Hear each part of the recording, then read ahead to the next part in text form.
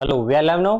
मैं कृष्ण दत्त आपका एक बार फिर से स्वागत करता हूं आपके अपने प्लेटफॉर्म पे बेहतरीन सी क्लासेस के साथ में। एक बार जल्दी जल्दी से सभी जुड़ जाइए। सभी को जय श्री राधे कृष्णा और सभी को गुड इवनिंग और सभी को मोस्ट वेलकम है आपके अपने चैनल केडी पाठशाला पर। तो जल्दी जल्दी से एक बार सभी जल्दी जल्दी से जुड़ जाइए अपने साथियों से। सभी कह दीजिए भाई। अंकेश यादव जी हैं, राधे राधे गुरु जी, राधे राधे जी। कृष्णनंद तिवारी जी हैं, happy evening sir, happy evening जी। पुष्पा वर्मा जी हैं, राधे कृष्णा जी, राधे कृष्णा जी। वीरेंद्र राव जी हैं, गुड इवनिंग जी। शीतल रस्तोगी जी हैं, राधे राधे जी। मुकेश कुमार जी हैं, गुड इवनिंग जी। अनिरुद्ध कुमार वर्मा जी है, गुड इवनिंग जी। प्राची त्रिपाठी जी हैं, गुड इवनिंग जी। एक बार जल्दी जल्दी से सभी बताओ भाई, कोई दिक्कत समस्या तो नहीं? फिर स्टार्ट करते हैं बेहतरीन सी क्लास को, ठीक है। विशाल शर्मा जी हैं, गुड इवनिंग, गुड इवनिंग जी, गुड इवनिंग। ठीक है, जल्दी जल्दी से बता दो मेरी वॉइस और डिस्प्ले क्लियर है, कोई दिक्कत समस्या तो नहीं? सभी ने सीट जो मैंने आपकी डाली थी, अंकित पंडित जी हैं, राम राम जी, राम राम जी। जो मैंने सीट डाली थी टेलीग्राम पे, आई होप सभी ने वो सीट सोल्व कर ली होगी और कुछ आपको वहां से आइडिया मिला होगा। अगर किसी का एक भी क्वेश्चन सोल्व ना हुआ तो कोई दिक्कत ना, सारे क्वेश्चंस मैं आपको सोल्व करवाने वाला हूं। बस आपको ध्यान से क्लास को देखना। ध्यान से क्लास देखने के बाद सारी चीजें आपको 100% क्लियर हो जाएंगी, ठीक है। बहुत बढ़िया जी। सभी आई होप सभी स्वस्थ होंगे, बेहतरीन तरीके से होंगे, ठीक है। आज क्लास स्टार्ट करते हुए एक महत्वपूर्ण इंफॉर्मेशन देना चाहूंगा मैं आपको क्लास के लास्ट में। तो क्लास के लास्ट में सभी बने रहिएगा। तो क्लास के लास्ट में एक महत्वपूर्ण इंफॉर्मेशन देने वाला हूं। बहुत महत्वपूर्ण है, मतलब कुछ लोगों के लिए तो बहुत ज्यादा महत्वपूर्ण है ना। मतलब ऐसा नहीं है कि मतलब सभी लोगों के लिए है, मतलब कुछ लोगों के लिए तो बहुत महत्वपूर्ण रहने वाली है। तो जैसे आप सभी को पता होगा, हमारा प्रचंड batch UP TGT science special physics में मैकेनिक्स पार्ट 17 तक हम करके आए थे। मैंने सोल्व नहीं किया सर, शाम को टाइम नहीं मिलता मुझे। कोई दिक्कत नहीं, कोई दिक्कत नहीं, अब हो जाएंगे सारे सोल्व। अब आपको ही करने हैं सोल्व, कंसेप्ट बता दूंगा, सारी चीजें हो जाएंगे। सर मेरे फिजिक्स के न्यूमेरिकल बहुत वीक है, क्या करें सर? फिर थ्योरी पे फोकस ज्यादा करता हूं, फिर पे बनेगा, बिल्कुल जी, ठीक है। आलोक पासवान जी, सब बढ़िया हो जाएगा, कोई दिक्कत नहीं। मैं बस आप एक बार मैसेज कर लेना, मैं आपको थोड़ा सा फॉर्मेट बता दूंगा कि किस प्रकार से आपको न्यूमेरिकल वो करने हैं। आप व्हाट्सएप पे मैसेज कर लेना, वहां पे आपको चीजें बता दूंगा, ठीक है। बिल्कुल जी। चलो जी, बिना टाइम वेस्ट करे हुए आप क्लास को स्टार्ट करते हैं। जो सभी आगे होंगे, क्वेश्चन को स्टार्ट करने से पहले पहले आपको कुछ महत्वपूर्ण चीजें बता देना चाहता हूं। आज के उससे रिलेटेड है ये फॉर्मेट। देखो सबसे पहले सर इंपॉर्टेंट बात पहले ही बता दीजिए। इंपॉर्टेंट बात मतलब बाद में बताने की है, इस वजह से ना तो मैं पहले भी बता देता, ठीक है। चलो अब ध्यान से समझो। देखो, मोमेंट ऑफ इनर्शिया के कंसेप्ट को पढ़ते ही साथ ही moment of inertia, moment of inertia का कंसेप्ट को पढ़ते के साथ ही, यानी कि जड़त्व आघूर्ण को, तो जड़त्व आघूर्ण से रिलेटेड दो थ्योरम होती है हमारी। कौन कौन सी दो थ्योरम होती है? जहां पे हम मोमेंट ऑफ इनर्शिया को पढ़ते हैं और एग्जाम में हमें इस मोमेंट ऑफ इनर्शिया के साथ साथ इसकी दो थ्योरम पे क्वेश्चन आते हैं। इंफॉर्मेशन दे दो एक साइड। तो ये मोमेंट ऑफ इनर्शिया से रिलेटेड दो थ्योरम होती है। कितनी थ्योरम होती है? दो थ्योरम। यानी कि एक तरीके से दो सूत्र होते हैं, एक तरीके से दो रास्ते होते हैं कि मोमेंट ऑफ इनर्शिया के क्वेश्चन को आपको कैसे सोल्व करना, ठीक है। तो ध्यान दे। तो सबसे पहले नंबर पर होती है हमारी पैरेलल एक्सिस की theorem, parallel axis theorem, theorem. और दूसरे नंबर की होती है हमारी कौन सी? परपेंडिकुलर एक्सिस की theorem, perpendicular, perpendicular axis theorem, perpendicular axis theorem. इसे बोलते हैं हिंदी में समांतर अक्षों की पिरमें, समांतर अक्ष की, समांतर अक्षों की पिरमें, समांतर अक्षों की पिरमें।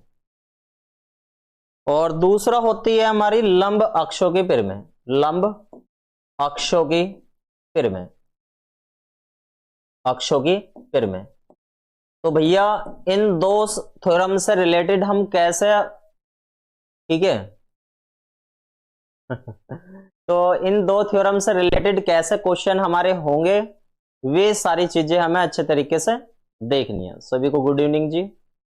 ठीक है, देखो भैया, सबसे पहले हम ये मान के चलते हैं कि जैसे आपने आज तक इन सब का नाम पढ़ा होगा, पैरेलल एक्सिस की थ्योरम और परपेंडिकुलर एक्सिस की थ्योरम, लेकिन आज से कुछ चीजें ऐड कर दीजिए इसमें। जहां कहीं भी ये पैरेलल एक्सिस की थ्योरम आए तो इसे बोल दो टेंजेंटल थ्योरम। टेंजेंटल थ्योरम, आज से इसका नाम रख दो टेंजेंटल थ्योरम।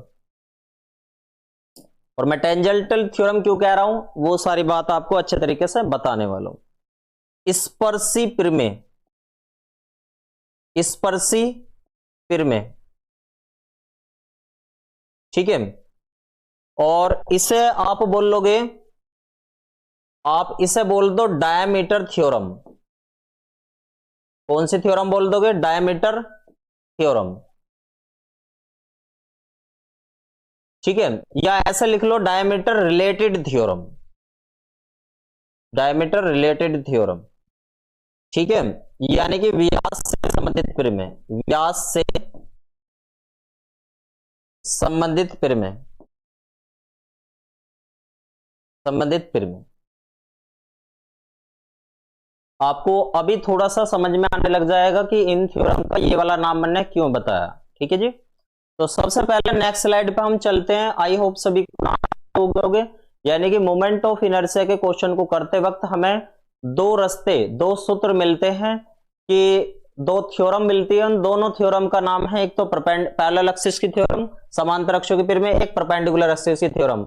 अब इनका नाम, पैरेलल एक्सिस की थ्योरम का नाम स्पेशल तौर पर टेंजेंटल थ्योरम रख दो, यानी कि स्पर्शी प्रमेय रख दो आज से। मतलब क्वेश्चन को करने में मैं कोई साइंटिस्ट नहीं हूं कि इनका नाम बना दूंगा, ठीक है। वे बनाए हुए हैं पहले से, लेकिन क्वेश्चनों को करने के लिए कुछ चीजें एसोसिएटेड करनी होती है आपको, जैसा केमिस्ट्री में भी आप सभी करते हो। ऐसे परपेंडिकुलर एक्सिस थ्योरम को थोड़ी देर के लिए आप डायमीटर रिलेटेड थ्योरम कहो, व्यास से संबंधित प्रमेय कहो। क्या इतनी बात सभी को समझ में आ गई? नेक्स्ट स्लाइड पर मूव करें, कोई दिक्कत तो नहीं? चलो जी, नेक्स्ट स्लाइड पर हम बढ़ते हैं। तो सबसे पहले मैं अब इनके बारे में थोड़ा सा अच्छे तरीके से आपको बता दूं, यानी कि हमारी जो थ्योरम, ये कौन कौन सी बताई मैंने? पैरेलल एक्सिस की थ्योरम, पैरेलल एक्सिस थ्योरम,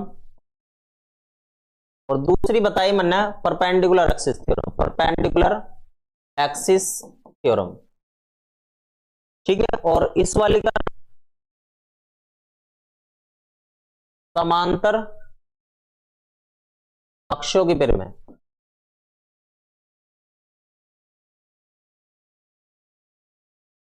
ये होता है हमारी लंब में, लंब अक्षों की प्रमेय। और इसे आप स्पेशल तौर पर मेरे कहने से टेंजेंटल थ्योरम नाम याद रखें, टेंजेंटल, टेंजेंटल, टेंजेंटल थ्योरम, यानी कि इसे बोलना मैंने स्पर्शी प्रमेय, ठीक है जी। वॉइस प्रॉब्लम, क्या सभी को वॉइस प्रॉब्लम हो रही है? एक बार जल्दी जल्दी से बताएंगे।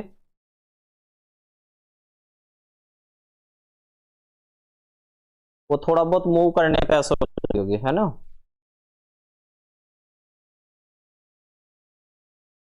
ठीक है, तो थोड़ा सा बस एडजस्टमेंट आप बनाए रखें। और परपेंडिकुलर एक्सिस की थ्योरम को आप कहोगे diameter related theorem, diameter related theorem. इसे बोलते हैं हम व्यास संबंधी प्रमेय, व्यास संबंधी प्रमेय।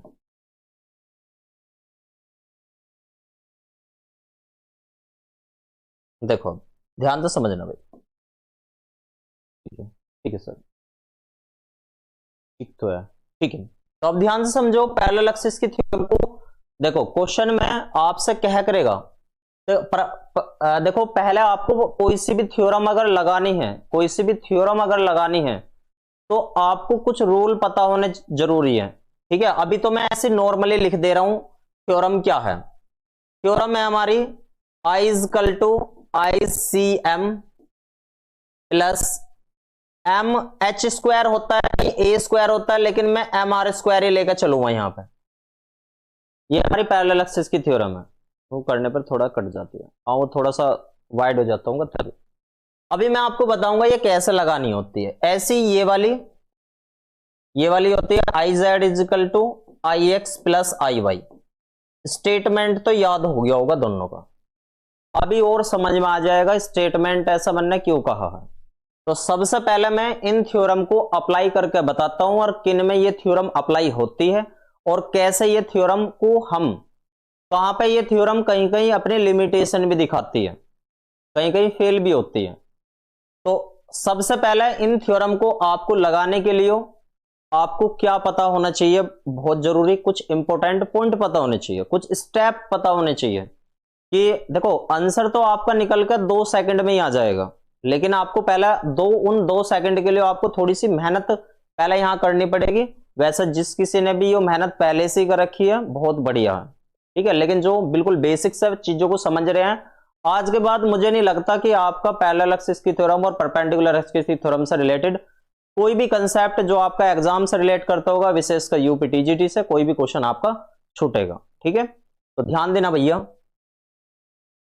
अप्लाई कैसे करते हैं, ठीक है, अप्लाई कैसे करते हैं थ्योरम को ना अप्लाई करने के लिए। सबसे पहले आपको थ्योरम को अप्लाई करने के लिए सबसे पहले कुछ मोमेंट ऑफ इनर्शिया आपको पता होने चाहिए। क्या पता, आपको बताया था आपको लगाने के लिए क्या पता होने चाहिए, मोमेंट ऑफ इनर्शिया पता होने चाहिए।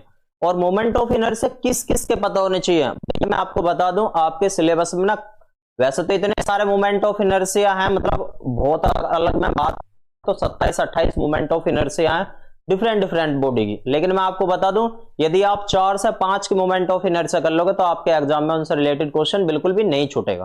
तो बस आपको 4 या 5 करनी है, इतनी ज्यादा पर आपको इतना ज्यादा ध्यान नहीं देना। तो सबसे पहले मोमेंट ऑफ इनर्शिया आपको कुछ की बता दे रहा हूं मैं। मोमेंट ऑफ इनर्शिया कुछ को याद भी होगी, कल मैंने आपको बताया भी था कुछ की मोमेंट ऑफ इनर्शिया, ठीक है, यानी कि जड़ता गुण। तो सबसे पहले एक सीक्वेंस बता देता हूं, सबसे पहले आपको याद रखना moment of inertia I equal to क्या होता है, MR² होता है, याद रखना।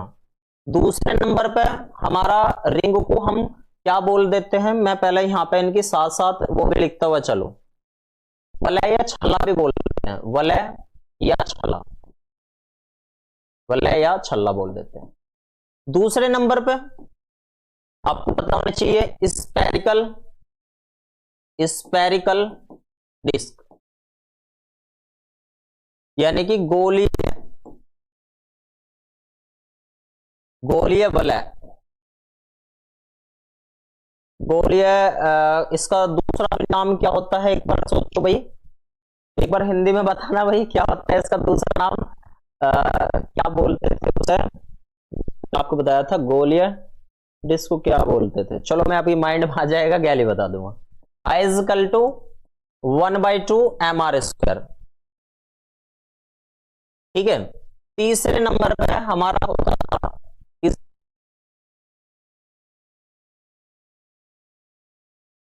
होलो स्फीयर, कह लो होलो स्फीयर, होलो स्फीयर, फोकला गोला, फोकला गोला या कोस चकती, गोलिया डिस्क या चकती,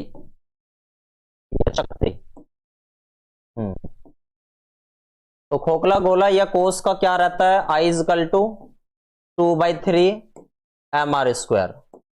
और चौथे नंबर का आपको याद रखना है सॉलिड स्फीयर, सॉलिड स्फीयर। इन चारों से ही आपका काम हो जाएगा, पांचवा आप याद रख सको तो होलो डिस्क ही बोलते हैं इसको हिंदी में भी, हाँ इसी वजह से थोड़ा सा वो रह गया, सॉलिड स्फीयर यानी कि ठोस गोला।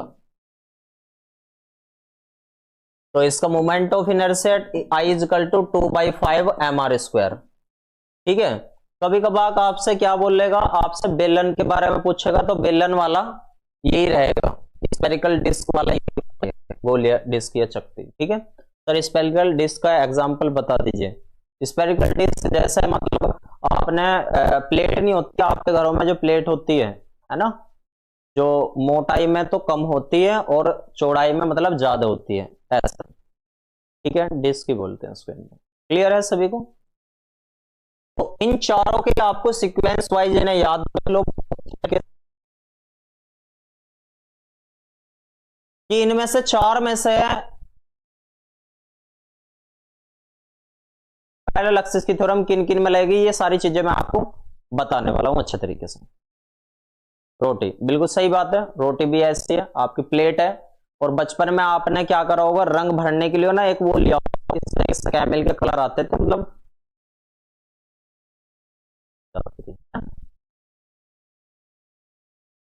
तो सभी को क्लियर हो गए होंगे ये। आगे बढ़े, आगे बढ़े भाई। देखो भाई फिर तो सबसे पहले मैं सबसे पहले मैं एक इसके ले लेता हूं, रिंग। रिंग, छल्ला या वलय, छल्ला या वलय।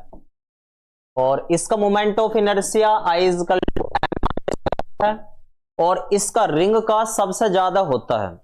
कैसा होता है? रिंग का सबसे ज्यादा होता है भैया, ठीक है।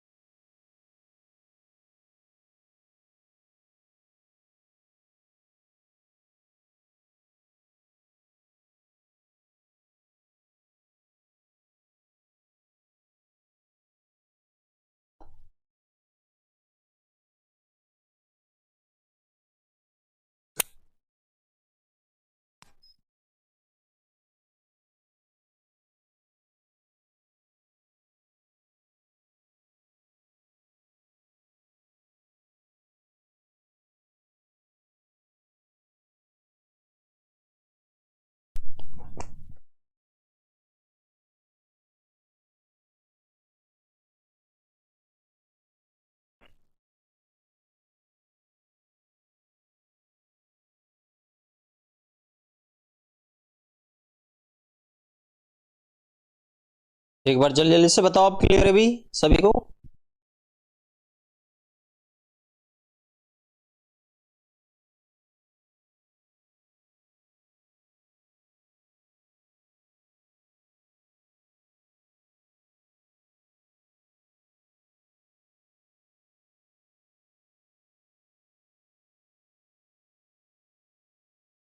जल्दी जल्दी से बताएंगे भाई, अब क्लियर है सभी? एक बार थंब कर दो।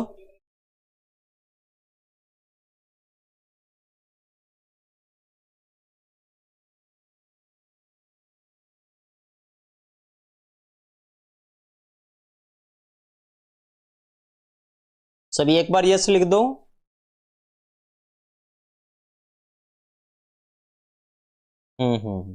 ठीक है, सही है।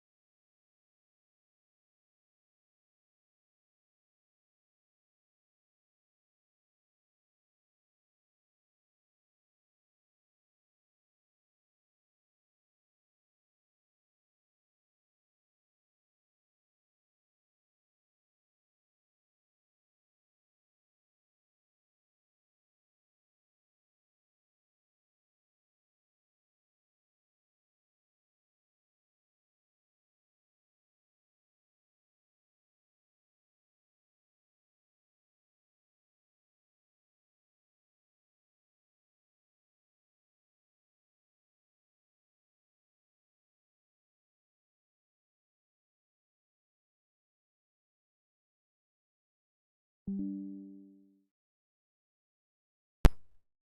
हेलो हेलो हेलो, एक बार चेक करके बताएंगे। अच्छा ये अभी लगाया, ये पीछे लग रहा था जस्ट, चेक कर लो, रुक जाओ अभी, क्योंकि वो सामने आने पे ना मतलब दिक्कत कर रहा है।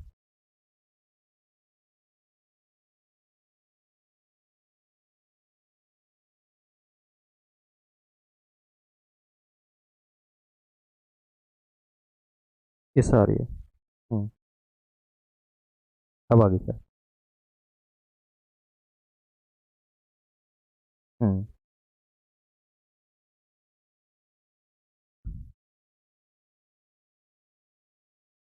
अब बताओ भाई, क्लियर है सभी को? जल्दी जल्दी से बताओ, अब कोई दिक्कत नहीं होगी भाई।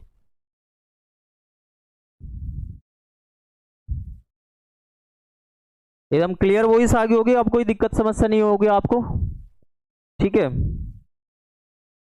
मैं उस माइक को इस वजह से यूज नहीं करना चाह रहा था कि ये थोड़ा सा मतलब काफी दिन से हमने ऐसे ही रख दिया था,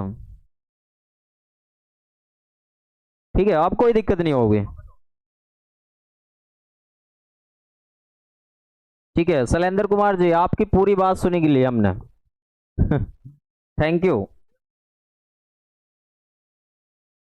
ठीक है। अब बढ़िया होगा, कोई दिक्कत नहीं होगी।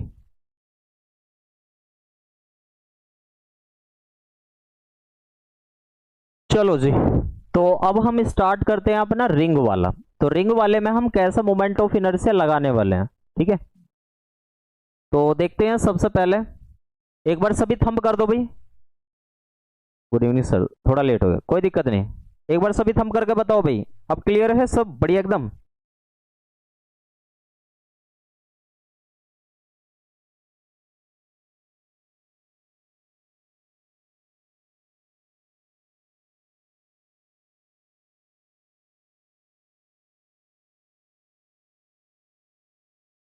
हाँ सभी एक बार थंब कर दो भाई, बहुत बेहतरीन वॉइस, बढ़िया, कोई दिक्कत नहीं, अब कोई दिक्कत नहीं होगी। चलो, तो सबसे पहले हम मोमेंट ऑफ इनर्शिया, इसमें जो ये रिंग वाला कंसेप्ट है, इसमें किस प्रकार से हमें पैरेलल एक्सिस की थ्योरम लगानी है और परपेंडिकुलर एक्सिस की थ्योरम लगानी है, ठीक है। तो देखो ध्यान से, मैं इसमें पहले सबसे पहले आपको पैरेलल एक्सिस की थ्योरम लगा कर दिखाता हूं, पैरेलल एक्सिस थ्योरम। और क्वेश्चन में आपको कैसे क्या क्या मिलेगा आपको, यानी कि इसमें समांतर अक्ष की पेड़ में कब लगानी है हमें, समांतर अक्षों की पेड़ में कैसा अप्लाई करनी है इसमें, समांतर अक्षों की पेड़ में, या मैंने आपसे इस बारे में बताया था कि इसे हमने दूसरा भी नाम दिया था, टेंजेंटल, टेंजेंटल यानी कि स्पर्शी। क्वेश्चन में हम स्पर्शी पढ़ा करेंगे, स्पर्शी पढ़ा करेंगे। देखो भाई, सबसे पहले अगर मैं आपको बता दूं, ये हमारी रिंग है, और ये जो रिंग होती है इसके, मैंने आपको बताया था यहाँ पे ये जो आई की I is equal to M R square है, ठीक है, I is equal to M R square है। ये आई इस प्रकार, ये वाली इसकी वैल्यू होता है, ये आई जो है एम आर स्क्वायर, इसकी वैल्यू होती है कुछ इस वाले इसकी। अब इस लाइन को क्या बोलते हैं, देखो इस लाइन को बोलते हैं प्लेन के, रिंग के, रिंग के प्लेन के परपेंडिकुलर, प्लेन के परपेंडिकुलर, परपेंडिकुलर प्लस, प्लस इस लाइन को क्या बोलते हैं उसके बारे में बता रहा हूं मैं आपको, यानी कि रिंग के प्लेन के परपेंडिकुलर बोलते हैं, ठीक है। और प्लस में क्या बोलते हैं इसके, रोटेशनल एक्सिस से होकर जाने वाली, रोटेशनल एक्सिस से होकर जाने वाली लाइन बोलते हैं। ये आई की वैल्यू आपको समझ में आ गई होगी। अब वो एग्जाम में क्वेश्चन कहता है कि आप भैया एक बात बताओ कि टेंजेंटल व्यास के, ये जो है यानी कि व्यास के परितः इस तरीके से देख रहेगा, ये इसे जो देख रहेगा इसे बोल लग रहेगा वो टेंजेंटल। यहां पर इस टेंजेंटल पे एक लाइन निकालनी है आपको, इसकी वैल्यू पूछा करेगा आपसे। यानी कि एक तरीके से रिंग में अगर पैरेलल एक्सिस की थ्योरम लगानी है तो सबसे पहले आपको ये पता होना चाहिए बीच वाली लाइन की वैल्यू, तो वो देता है I equal to M R square, हम जिसे हम याद करके आते हैं, ठीक है। इसके बाद यहाँ पे इस पॉइंट के रेस्पेक्ट में हमें क्या निकालनी है, एक तरीके से मोमेंट ऑफ इनर्शिया निकालना है, ठीक है। तो इस वाली लाइन को वो क्या कहता है क्वेश्चन में, वो कहता है टेंजेंटल कह देगा, या तो स्पर्शी कह देगा, या फिर एक कंडीशन और दे देगा। मैं क्वेश्चन में आपको दिखा दूंगा कौन सी कंडीशन देगा आपको, ठीक है। तो इसका मतलब है आपको कैसे करना है इसको, ध्यान दो भाई। यहां से यहां तक की जो डिस्टेंस है ये क्या है हमारी, आर है। ये कितनी है, आर है। तो इसमें अगर हम पैरेलल एक्सिस की थ्योरम लगावा रिंग में, तो क्या फॉर्मूला बताया था मैंने, I is equal to I C M plus M R square, M R square, I is equal to. अब ये जो आई सी एम है, आई सी एम की वैल्यू ही ये देता है, ये एक्चुअल में आई सी एम की वैल्यू ही होती है, यानी कि एम आर स्क्वायर और प्लस एम आर स्क्वायर। तो ये क्या बन जाएगा, आई इज इक्वल टू क्या बन गया, 2m r स्क्वायर बन गया, 2m r स्क्वायर बन गया। क्लियर हुआ कैसे लगाई थ्योरम, सबको समझ में आ गया। अभी क्वेश्चन जब आप करोगे तो बहुत आसान लगेंगे आपको, यानी कि रिंग में कैसे पैरेलल एक्सिस की थ्योरम लगती है वो क्लियर हो गया। क्वेश्चन में वो टेंजेंटल क्या दिख रहेगा, ठीक है, जल्दी से कमेंट करके बताओ क्लियर है। अब इसमें मैं परपेंडिकुलर एक्सिस थ्योरम लगा कर दिखाता हूं तुम्हें, क्या दिखाता हूं, परपेंडिकुलर एक्सिस थ्योरम लगा कर दिखाता हूं। सभी एक बार थम करके बताएंगे भाई, सभी एक बार थम करके बताएंगे भाई कि आप सभी को पैरेलल एक्सिस थ्योरम लगानी आ गई रिंग वाले केस में। रिपीट सर, बहुत बढ़िया। दोबारा रिपीट देख लो भाई, दोबारा ध्यान से समझ लो, ठीक है। मैं नेक्स्ट स्लाइड ले लेता हूं, दोबारा से ध्यान से समझने की कोशिश करेंगे, ठीक है, क्लियर। देखो भाई ध्यान से, अगर मैंने कहा हमारा रिंग की नॉर्मली रिंग की आई क्या होती है, एम आर स्क्वायर होता है। हमें मोमेंट ऑफ इनर्शिया रिंग का पता है। अब ये I is equal to M R square जो पता है, ये एक्चुअल में होता कौन से कैसा किसका है, ये रिंग है हमारी। तो ये जो बीच में से ऐसा लाइन जारी है, बीच में से ऐसा लाइन जारी है, ये इसकी वैल्यू है। आगे समझ में इसका मतलब आपको क्लियर हो गया, इसकी लाइन है। अब वो आपसे कहता है कि इसके टेंजेंटल से, चाहे तो इधर से चाहे इधर से, यानी कि ये वो एक डायमीटर है, और डायमीटर के टेंजेंटल से होकर जाने वाली लाइन के लिए, इस लाइन के लिए आई क्या होगा, इस लाइन के लिए आई क्या होगा। तो इस लाइन के लिए आई निकालने के लिए हम कौन सी थ्योरम लगाऊंगा यहाँ पे, पैरेलल एक्सिस। ये वाली लाइन और ये वाली लाइन आपस में पैरेलल है या नहीं,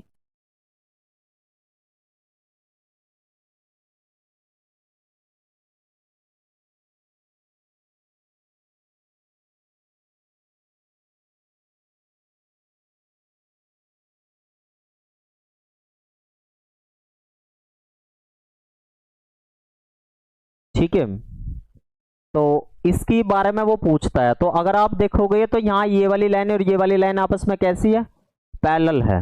कैसी है, पैरेलल है, यानी कि समांतर है, समांतर है।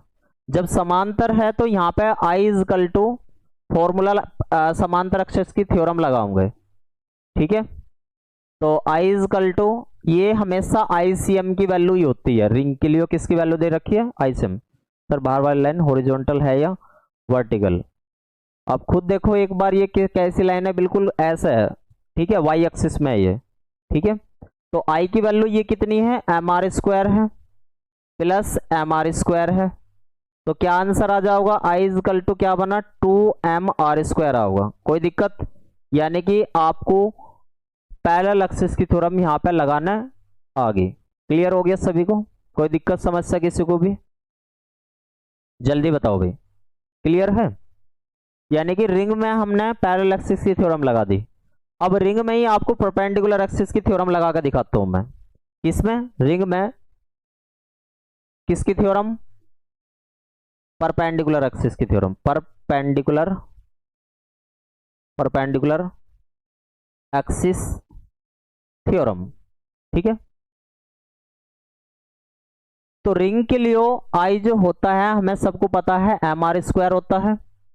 और परपेंडिकुलर एक्सिस थ्योरम लगाने के लिए आपको कैसे पता लगेगा कि इसका परपेंडिकुलर एक्सिस की थ्योरम ही लगानी है हमें, ठीक है।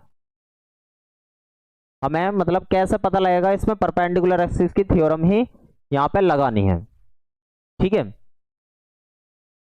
तो इसका आप अच्छे तरीके से देखोगे, इसका आप अच्छे तरीके से देखोगे तो लंब अक्षों की परिमेय लगाकर देखेंगे। इसमें लंब अक्षों की परिमेय, लंब अक्षों के सिर में। इसमें कैसे लगाएंगे मैं क्वेश्चन में आपको बता दूंगा, आपको कैसे लगा मतलब कैसे पहचानना, बस आपको अभी यहाँ पे परपेंडिकुलर एक्सिस की थ्योरम और पैरेलल एक्सिस की थ्योरम पे ध्यान देना कि कैसे लगाते हैं। कुल मिलाकर जब आप इसमें परपेंडिकुलर एक्सिस की थ्योरम लगाओगे तो आप इस वाली लाइन को, जो अभी हम बिल्कुल बीच में से ले रखे तो डायमीटर तो ये भी हो सकता था, इसे जेड एक्सिस में मान के चलिए, यानी कि आई की वैल्यू ये कितनी है, mr² है, कोई दिक्कत, यानी कि ये आई जेड बन जाएगा। यानी कि अगर मैं ये मान के चलूं कि इसका सेंटर पॉइंट यहां पर है और ये एक तरीके से रिजल्टेंट का काम कर रहा है, तो यहां पे एक लाइन आएगी, यहां पे एक लाइन आएगी, और इस वाली को मैंने क्या कह दिया, इस वाली को मैंने कह दिया आई एक्स, और इस वाले को क्या कह दिया मैंने यहाँ पे आई वाई, क्या बोल दिया यहाँ पे आई वाई, ठीक है। और ये जो है एक्चुअल में ये वाली हमारी किसका काम करने लग जाएगी, यहाँ पे आई जेड का काम करने लग जाएगी, mr²।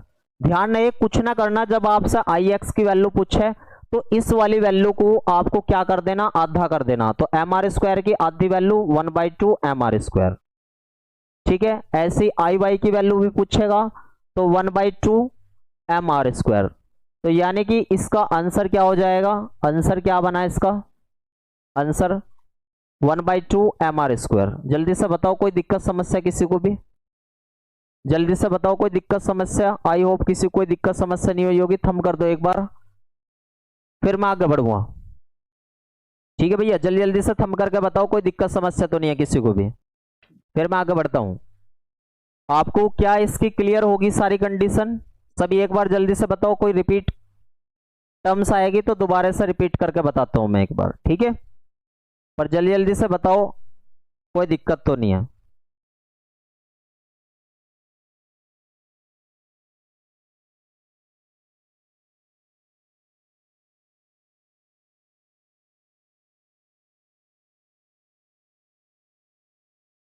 जल्दी से बताओ कोई दिक्कत समस्या तो नहीं है।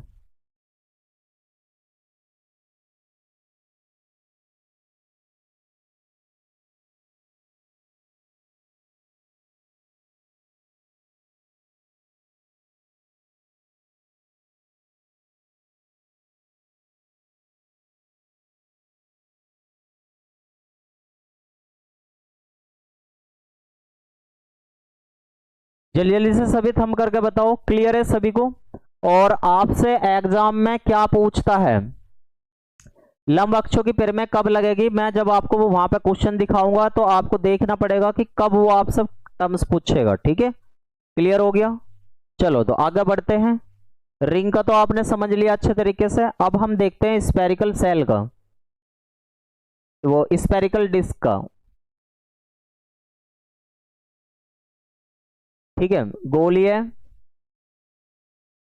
डिस्क या चकती, या चकती, हाँ उसकी वैल्यू ही दोनों की सेम हो जाती है, तो आपको इतना ज्यादा वो नहीं सोचना। अब एक बात बताओ, नॉर्मली आपको आई की वैल्यू कितनी पता होती है, आई की वैल्यू कितनी होती है डिस्क के लिए, 1/2 mr² पता होती है। तो इसमें आपको मैं क्या लगा कर दिखाता हूं, सबसे पहले तो पैरेलल एक्सिस की थ्योरम लगा कर दिखाता हूं, parallel axis theorem, parallel axis की थ्योरम यानी कि समांतर अक्षों की पिर में, अक्षों की पिर में कैसे लगेगी, समांतर अक्षों के पिर में। देखो भाई ये हमेशा जब पैरेलल एक्सिस की थ्योरम मैंने आपको बताया था, I = ICM + mr² होती है, और अगर ये स्फेरिकल डिस्क है हमारे पास में और इसकी वैल्यू, ये जो वैल्यू दे रखी है ये हमारा एक तरीके से ICM, कितना ICM, ये वाला जो 1/2 mr² है, और व्यास के परित है, यानी कि यहाँ पर टेंजेंटल पूछ रहा क्वेश्चन में, क्या पूछ रहा, टेंजेंटल, या तो यहाँ या तो यहाँ, तो यहाँ पे से एक लाइन जा रही है और यहाँ पे रेडियस है हमारी क्या, r है, ठीक है, रेडियस कितनी है, r है, तो ये तो कितनी है, ये r है, और यहाँ पे कोई भी हमने मान लो सपोज करो मास रख दिया, m रख दिया, इस जगह कोई मास है, तो तब इसकी कहानी क्या बनेगी, जल्दी से देखो, ICM, ICM नॉर्मली क्या है यहाँ पे 1/2 mr², 1/2 mr² प्लस mr², यहाँ पे एक है, तो एक और आधा कितना हो जाएगा, यानी कि 3/2 mr²। एक बात आपको अच्छे तरीके से बता दूं, सभी ध्यान देना मेरी बात पे, मैं क्या बता रहा हूं, मैं क्या बता रहा हूं, ध्यान देना भाई। अगर मैं रिंग की बात करने लगूं, रिंग की बात करने लगूं, रिंग वाले में जब भी आप पैरेलल एक्सिस थ्योरम लगाते हो, रिंग वाले में जब भी आप पैरेलल एक्सिस थ्योरम लगाते हो, शुरुआत की दो में, एक तो रिंग में और एक स्फेरिकल डिस्क में, दो में थ्योरम लगाते हो। सेंटर ऑफ मास है क्या? हाँ जी बिल्कुल। तो ऐसे मान के चलो कि इसका बहुत कम क्वेश्चन बनते हैं यहाँ पे, मतलब एक तरीके से बहुत कम एप्लीकेबल होती है ये वाली टर्म्स, बहुत कम एप्लीकेबल होती है। मैं इस वजह से यहाँ पे लिख देता हूँ फ्यू, फ्यू लिख देता हूँ, फ्यू रिमार्क, मतलब ये बहुत कम टर्म्स पूछी जाती है एग्जाम में। इसकी रिंग वालों में कौन सी टर्म्स एग्जाम में ज्यादा पूछी जाती है, रिंग वालों में कौन सी टर्म्स ज्यादा पूछी जाती है? तो रिंग वालों में ये वाली टर्म्स ज्यादा पूछी जाती है, तो रिमार्क लिख देना सबसे ज्यादा, रिमार्क लिख देना सबसे ज्यादा ये वाली टर्म्स पूछी जाती है, और यही आपकी इंपॉर्टेंट टर्म्स है। समझ में आई? यानी कि रिंग में ही ज्यादातर केस में, रिंग वाले में ही ज्यादातर केस में परपेंडिकुलर एक्सिस थ्योरम लगती है। बहुत ही रेयर केस होता है 1% से भी कम का जिसमें आपकी पैरेलल एक्सिस की थ्योरम लगे, और आपका कहीं कहीं पे तो ऐसा भी लिखा हुआ है कि पैरेलल एक्सिस थ्योरम जो है रिंग और डिस्क के लिए बनी हुई ना है। ये तो मैंने आपको लगा के यहाँ पे दिखा दिया है। समझ में आई मेरी बात? क्या सभी को क्लियर होगी मेरी बात कि सबसे ज्यादा रिंग और डिस्क के लिए स्पेशल तौर पे कौन सी थ्योरम लगती है? परपेंडिकुलर थ्योरम लगती है। क्या लगती है? Perpendicular theorem. क्लियर हो गया सभी को? जल्दी से बताओ कमेंट करके। तो आपको डायरेक्ट ये वाला पता होना चाहिए। आगे बढ़ते हैं। इसके बाद मैंने स्फेरिकल डिस्क में आपको पैरेलल एक्सिस थ्योरम लगा कर दिखाई, अगर आ जाए तो आपको ऐसा लगा देनी है, ठीक है। लेकिन मैं यहां पे लिख देता हूं फ्यू, रिमार्क क्या कर देता हूं, बहुत कम केस ऐसा बनता है, बहुत कम केस ऐसा बनता है जिसमें आपसे पैरेलल एक्सिस की थ्योरम किसमें, रिंग में या स्फेरिकल डिस्क में पूछे। अब पूछेगा किस में है, ध्यान देना भैया। अब मैं इसमें स्फेरिकल डिस्क में आपको लगा कर दिखाता हूं, स्फेरिकल डिस्क में आपको लगा कर दिखाता हूं किसकी थ्योरम, स्फेरिकल डिस्क में, यानी कि गोलीय डिस्क में। सभी का कमेंट रुके हुए हैं क्या? या चकती, इसमें कौन सी थ्योरम सबसे ज्यादा लगती है और इंपॉर्टेंट है?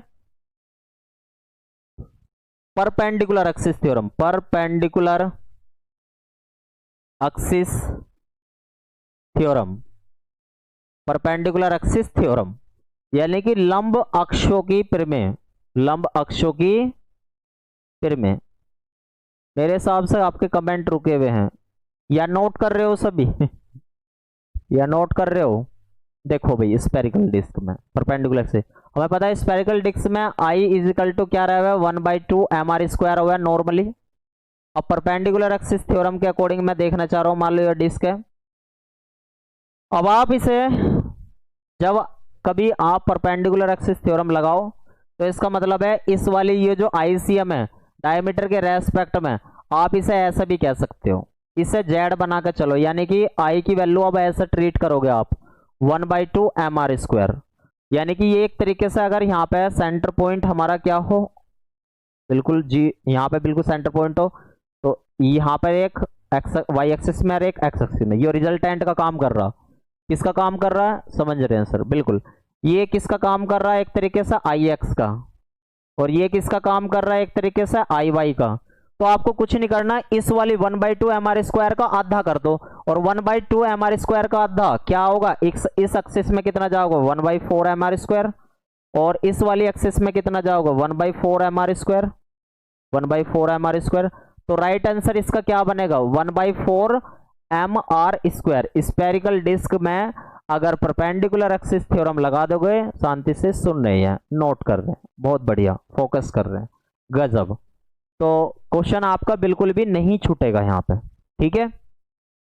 तो जब कभी मैं आपको इनमें से ये बोल लूं कि इसमें परपेंडिकुलर एक्सिस की थ्योरम लगा देनी और पैरेलल एक्सिस की थ्योरम लगा देनी, तो आपको कैसे लगानी है क्वेश्चन में आपको बनाकर दिखाऊंगा मैं। जल्दी से कमेंट करके बताओ, क्लियर है सभी को? ये आंसर है इसका, ठीक है। जल्दी जल्दी से बताओ, फिर मैं आगे बढ़ता हूं। सभी एक बार जल्दी जल्दी से बताएंगे, कोई दिक्कत तो नहीं है किसी को भी, ठीक है।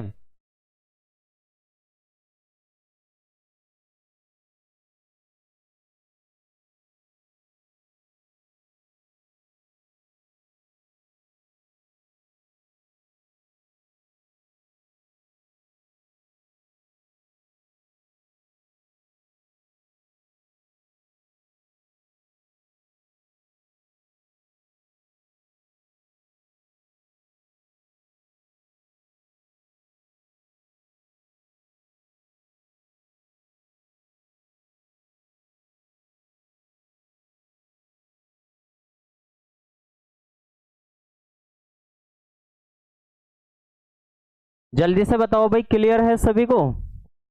सभी ने शांति से अच्छे तरीके से सुन लिया? लगानी मतलब दो चीजों में लगानी आ गई आपको, स्पेरिकल डिस्क में और रिंग में। फिर आगे बढ़ता हूं भाई फिर मैं आगे बढ़ता हूं। चलो अब ले लेते हैं कौन सा, अब मैं आपको इसकी लगा कर दिखाता हूं भाई, होलो स्पेयर की, होलो स्पेयर की, होलो स्पेयर की, होलो स्पेयर, खोखला कोस, कोस या गोला, या खोखला गोला, खोखला गोला। सर ये सर्कुलर प्लेट के लिए है क्या? हाँ जी, सर्कुलर प्लेट के लिए होता है, ठीक है। यहां पे देखो, इसके लिए मोमेंट ऑफ इनर्शिया नॉर्मली हम कितना पढ़ गए हैं? 2/3 mr² पढ़ गए हैं, 2/3 mr² पढ़ गए हैं। ध्यान देना भैया यहां पे मेरी महत्वपूर्ण बात पे। मैं अब थोड़ा सा छोटा छोटा करना स्टार्ट कर दूंगा कंपैरिजन में दोनों के। यहां पे एक साइड में लिख देता हूं मैं परपेंडिकुलर एक्सिस की थ्योरम, वो पैरेलल एक्सिस की थ्योरम, पैरेलल एक्सिस थ्योरम, और इधरली तरफ लिख देता हूं परपेंडिकुलर एक्सिस की theorem, perpendicular axis theorem, perpendicular axis theorem. मेरी बात ध्यान से समझना सभी, बहुत महत्वपूर्ण बात बताने जा रहा हूं यहां पे। समांतर अक्षों की पिर में और लंब अक्षों की पिर में यहां लिमिटेशन है, समांतर की और लंब अक्षों की, यह लिमिटेशन है, यहां लिमिटेशन है। ध्यान देना भाई, मैं यहां पे लिख देता हूं लिमिटेशन है, लिमिटेशन है, लिमिटेशन, ठीक है, limitation. Hollow sphere, hollow sphere और सॉलिड स्फीयर के लिए, सॉलिड स्फीयर के लिए, स्फीयर के लिए केवल एक थ्योरम का ये प्रयोग करते हैं, एक थ्योरम का, एक थ्योरम का प्रयोग करते हैं, प्रयोग करते हैं, करते हैं। यानी कि पहले आपने देखा होगा कि पैरेलल एक्सिस की थ्योरम और परपेंडिकुलर एक्सिस की थ्योरम दोनों में मैं लगा कर दिखा रहा था आपको, ठीक है। लेकिन होलो स्फीयर के लिए या सॉलिड स्फीयर के लिए एक थ्योरम फेल होने वाली है। जल्दी से कमेंट करके बताओ, पैरेलल एक्सिस की थ्योरम फेल होने वाली है या परपेंडिकुलर एक्सिस की थ्योरम फेल होने वाली है? जल्दी से कमेंट, बस 1 मिनट देता हूं आपको जल्दी से। ये लिमिटेशन है दोनों थ्योरम को लगाने की, सोच के जल्दी से सभी कमेंट करके बताएंगे, ठीक है भैया, जल्दी जल्दी सभी।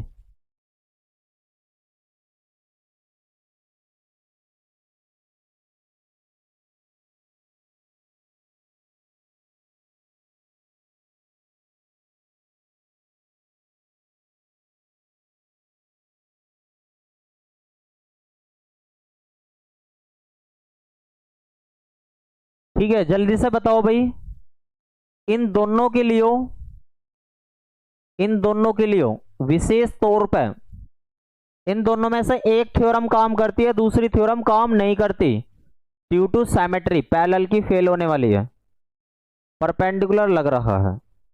बाकी सभी बताओ जल्दी जल्दी से कमेंट करके, कौन सी थ्योरम फेल होती है? यहां पे सभी को टाइम दे दिया है, जितने भी सभी आप जुड़े हुए हो सभी को बताना कौन सी थ्योरम यहां पे फेल हो रही है। किसमें पैरेलल की फेल होने वाली है?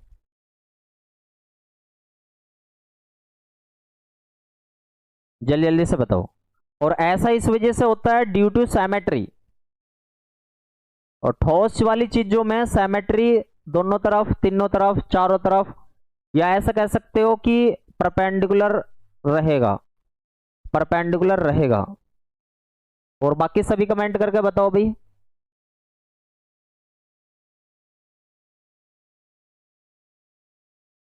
परपेंडिकुलर रहेगा। कौन फेल होगा तो? पैरेलल के।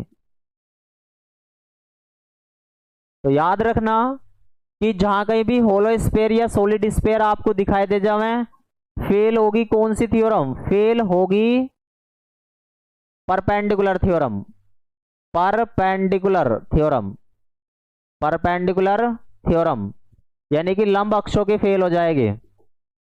ध्यान रखना भैया, परपेंडिकुलर लगती है। ठीक है, परपेंडिकुलरली में फेल, परपेंडिकुलर वाली फेल हो जाती है, केवल पैरेलल एक्सिस की थ्योरम लगती है। I is equal to I C M plus M R square, यानी कि आई की वैल्यू कितनी है? 2/3 M R square plus M R square. तो क्या बनेगा यहाँ पे? 1 और ये है तो 5/3 M R square, M R square. ठीक है, और यहाँ पे ये वाली थ्योरम कभी भी काम नहीं करती। क्लियर हो गया सभी को? परपेंडिकुलर। चलो आगे बढ़ते हैं। क्लियर हो गया? ध्यान देना भैया यहाँ पे, क्योंकि ये ऐसा इस वजह से हुआ है कि परपेंडिकुलर में सॉलिड वाली सिमेट्री दोनों एक जैसी होती है, सब जगह एक जैसा वेट होता है, तो बट नहीं पाएगा। क्या नहीं हो पाएगा? बट नहीं पाएगा। ठीक है, तो पैरेलल एक्सिस की थ्योरम ही लगती है। मान लो यहाँ पे सॉलिड ले लिया, तो ये वाली लाइन की तो वैल्यू पता थी, तो इस वाले की टेंजेंटल पूछता हुआ हमारे से, ये हमें आर पता ही होती है, तो यहां से आराम से लगा दोगे। लेकिन सॉलिड वाले में, सॉलिड वाले में अगर आप ये करके देख रहे हो I is equal to 2/3 M R square, तो आधा नहीं होगा इधर की तरफ ने, इधर की तरफ ने, क्योंकि यहां भी एक जैसा वेट रहा होगा, यहां भी एक जैसा वेट रहा होगा। ठीक है, तो ऐसे नहीं हो, बिकॉज एक्सिस के डायरेक्शन से इफेक्ट नहीं पड़ेगा। हाँ, क्लियर हुआ सभी को? वो मोमेंट ऑफ इनर्शिया से एक्चुअल में किस चीज को किस वजह से हम पढ़ते हैं? फ्लाई व्हील का अपना एग्जाम्पल पढ़ा होगा ग्रेजुएशन में, उसका आपने क्या करा होगा, मतलब प्रैक्टिकल भी करा होगा, है नहीं, फ्लाई व्हील का। तो वो एक तरीके से मोमेंट ऑफ इनर्शिया, और मैं आपको बता के आया था मोमेंट ऑफ इनर्शिया एक तरीके से मास, मास का ही तो एक्चुअल में रिप्रेजेंटेशन है कि कितनी डिस्टेंस पे, कितनी दूर है, कितनी कहाँ पे क्या है। तो भैया हर जगह कैसा रहने वाला है? सॉलिड में या 3D वाली चीजों में कैसा रहने वाला? मास एक जैसा रहने वाला। तो होलो स्फीयर क्लियर हो गया। चलो आगे बढ़ते हैं, आगे बढ़ते हैं सॉलिड स्फीयर पे। किस पे? सॉलिड स्फीयर पे। ठीक है, ठोस गोले पे, ठोस गोले पर। ठीक है, ठोस गोले पे। ठोस गोले का मोमेंट ऑफ इनर्शिया सभी को पता होगा 2/5 एम आर स्क्वायर, याद हो गया होगा। और हमारी एक थ्योरम होती है पैरेलल एक्सिस की, यानी कि टेंजेंटल थ्योरम भी बोल देते हैं, और एक थ्योरम होती है हमारी परपेंडिकुलर एक्सिस की। तो जल्दी से बताओ कौन सी फेल होगी इन दोनों में से? तो पैरेलल एक्सिस की थ्योरम से अगर आप निकाल कर देखोगे, पैरेलल एक्सिस की थ्योरम से, थ्योरम से अब आपको बिल्कुल क्लियर हो गया होगा लगाना, 2/5 M R square plus M R square. तो क्या बन गया होगा यहां से, यानी कि 7/5 एम आर स्क्वायर बन गया होगा आई की वैल्यू। क्लियर है? और इस वाली में परपेंडिकुलर एक्सिस थ्योरम सॉलिड के लिए नहीं लगती। आंसर अगर बाय द वे वो कैल लगेगा कि परपेंडिकुलर एक्सिस की थ्योरम का, अगर वो कहल भी लगेगा बाय द वे, तो ये आंसर हम वहां पे पुट अप कर देंगे उठाकर। क्या कर देंगे? इसी आंसर को वहां पे पुट अप कर देंगे उठाकर। क्लियर हो गया? ठीक है, अगर वो यहाँ पे किसका दे रखा है, यहाँ पे अगर टेंजेंटल का बना के दे रखा, अभी मैं बता दूंगा, अभी बस आपको ये ध्यान देना है कि परपेंडिकुलर एक्सिस की थ्योरम कब लगती है और पैरेलल एक्सिस की थ्योरम कब लगती है। क्वेश्चन को कराते वक्त मैं आपको वहां पे चीजें बताने वाला हूँ। क्लियर हो गया सभी को? जल्दी जल्दी से बताओ भी। तो टेंजेंटल पढ़ा करेंगे हम, टेंजेंटल का डायरेक्टली हमारे पास पैरेलल एक्सिस का कॉन्सेप्ट आ जा करेगा। क्लियर है? और परपेंडिकुलरली में अगर वो बाय द वे कह भी द करेगा, है नहीं, पहली बात तो क्या करे ना, तो वही वाला उसका सेम टू सेम वाला आंसर हो जा करेगा। क्लियर हो गया? इन चारों की चीजें मुझे आपको बतानी थी। चलो अब कुछ क्वेश्चन और बेहतरीन बेहतरीन से आपने यहाँ से बहुत सारी चीजें देख ली होगी। अब कुछ क्वेश्चन रिलेट क्वेश्चन बताता हूं मैं आपको, रिलेट क्वेश्चन बताता हूं, रिलेटेड क्वेश्चन। ध्यान देना मेरी बात पे, देखो क्वेश्चन ध्यान देना भाई। ये जो क्वेश्चन है जे इजकल टू आई ओमेगा से रिलेट करे हुए क्वेश्चन है। एंगुलर मोमेंट इसे बोलते हैं, एंगुलर मोमेंटम। अगर ये चीज कैसी है, कांस्टेंट है, तो आप सभी ने पढ़ा होगा एंगुलर मोमेंटम कंजर्वेशन लो, एंगुलर मोमेंटम कंजर्वेशन लो। क्या सभी को क्लियर हुआ कि किस प्रकार से थ्योरम लगाते हैं? जल्दी से सभी एक बार यस लिख देंगे अगर सभी को थ्योरम लगानी आ गई हो तो। कोणीय संवेग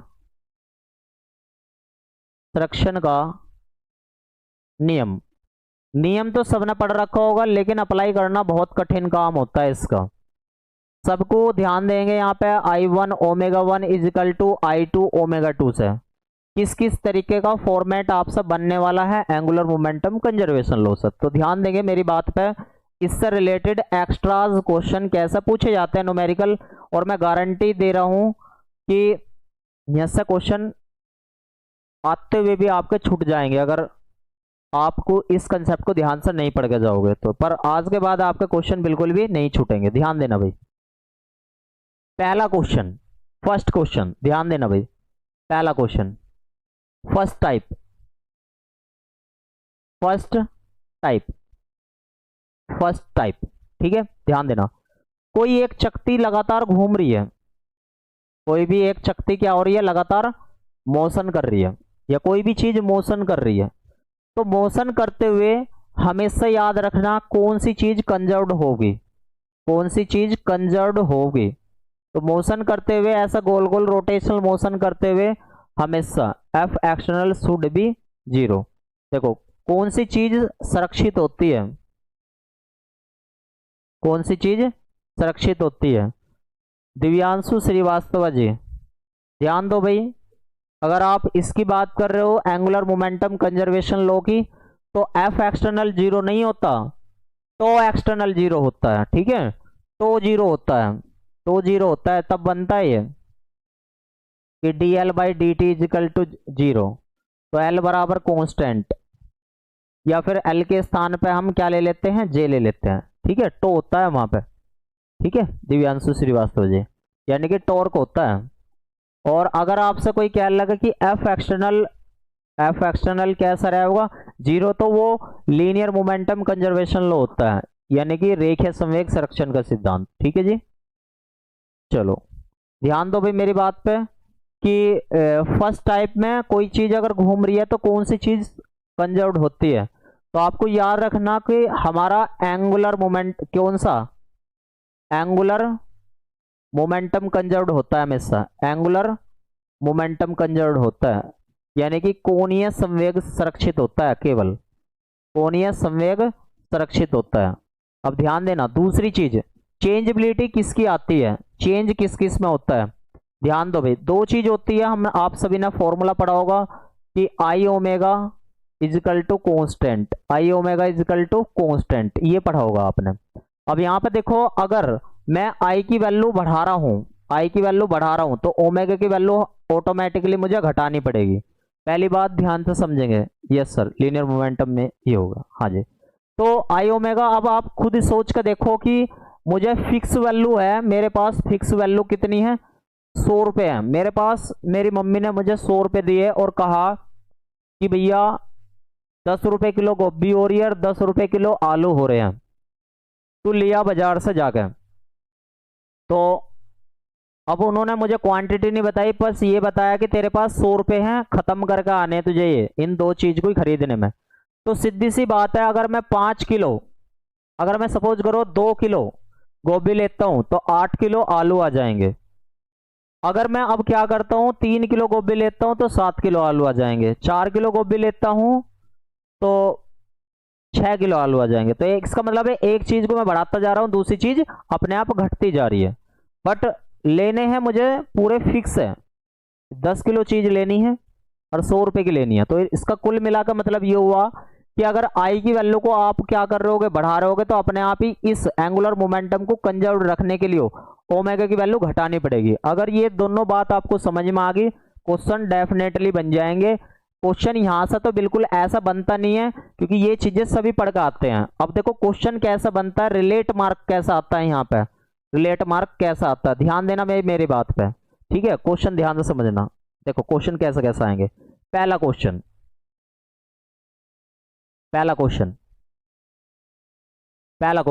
ध्यान से समझना भाई। मान लो कोई भी एक फ्लाईव्हील है, एक तरीके से गोल गोल घूमने वाला कोई भी एक पहिया है, और इसमें से कुछ एक हिस्सा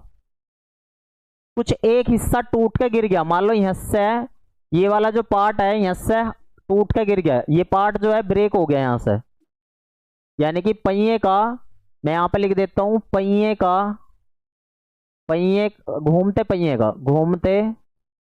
पहिए का कुछ हिस्सा टूट कर गिर गया। तो क्या इफेक्ट होगा, अब आपको इफेक्ट बताना क्या होगा। खुद सोच कर देखो भैया, अगर कोई हिस्सा आपका ब्रेक हुआ है, घूमते हुई चीज का ब्रेक हुआ है, तो सीधी सी बात है मास उसका कम हुआ है, और मास अगर कम हुआ है तो मोमेंट ऑफ इनर्शिया कैसा हो जाएगा, कम हो जाएगा। और ये अब चाहे बेशक इसका कुछ हिस्सा, कुछ m मास यहां से टूट के अलग हो गया, तो आपको ध्यान रखना एक चीज तो जब भी कंजर्व्ड रहेगी, ओनली वन क्या रहेगा, कंजर्व्ड। और वो कौन सी चीज कंजर्व्ड रहेगी, जल्दी से बताओ, कौन सी चीज सुरक्षित रहेगी, कौन सी चीज नियत बनी रहेगी, अभी भी जल्दी से बताओ। एंगुलर मोमेंटम नियत बना रहेगा, एंगुलर मोमेंटम नियत बना रहेगा, यानी कि कोणीय संवेग अभी भी नियत बना रहेगा। लेकिन अब नियत बने रखने के लिए अगर आई की वैल्यू घटी है, खुद सोच कर देखो, आई ओमेगा इजिकल टू क्या होता है हमारा, कांस्टेंट टर्म्स होती है, और ये कांस्टेंट टर्म्स एक तरीके से हमारी जे या एल होता है, ठीक है भैया। अगर आई की वैल्यू घट रही है तो सीधी सी बात है, इसे कांस्टेंट बने रहने के लिए ओमेगा की टर्म्स बढ़ेगी। अब जब ओमेगा की टर्म्स बढ़ेगी तो इसकी स्पीड घटेगी या बढ़ेगी, जल्दी से कमेंट करके बताओ कौन सी, यानी कि इसकी जो घूमने की जो स्पीड है वो घटेगी या बढ़ेगी, जल्दी से बताओ। घूमने की रोटेटिंग स्पीड बढ़ेगी या रोटेटिंग स्पीड घटेगी, जल्दी से बताओ, जल्दी से कमेंट करके सभी का आंसर आना चाहिए भैया। कि यानी कि क्वेश्चन क्या था, ध्यान से समझना। कोई एक पहिया है और वो घूम रहा है, लगातार रोटेट कर रहा है, उसमें से कुछ हिस्सा मास टूट गया, तो मास अगर हटा है तो आई कम हुआ है, तो ओमेगा बढ़ेगा कांस्टेंट बनाए रखने के लिए। तो इसका मतलब है ओमेगा अगर बढ़ेगा तो वो पहिया तेजी से घूमने लगेगा। अब तेजी से घूमने लगेगा तो इसका मतलब एंगुलर मोमेंटम उसका बढ़ जाएगा, तो स्पीड उस केस में कैसी हो जाओगी, बढ़ जाओगी। तो राइट आंसर क्या बन जाएगा, स्पीड बढ़ जाएगी, स्पीड घटने की बिल्कुल भी नहीं है। क्लियर हो गया, जल्दी से बताओ, क्लियर हो गया सभी को या नहीं हुआ। अब इसका दूसरे टाइप के क्वेश्चन पे जा रहा हूं मैं। हाँ, सभी को क्लियर हो गया ये वाली बात, आई होप सभी को क्लियर होगी। जल्दी जल्दी से कमेंट करके बताओ भैया, क्लियर हो गया सभी को।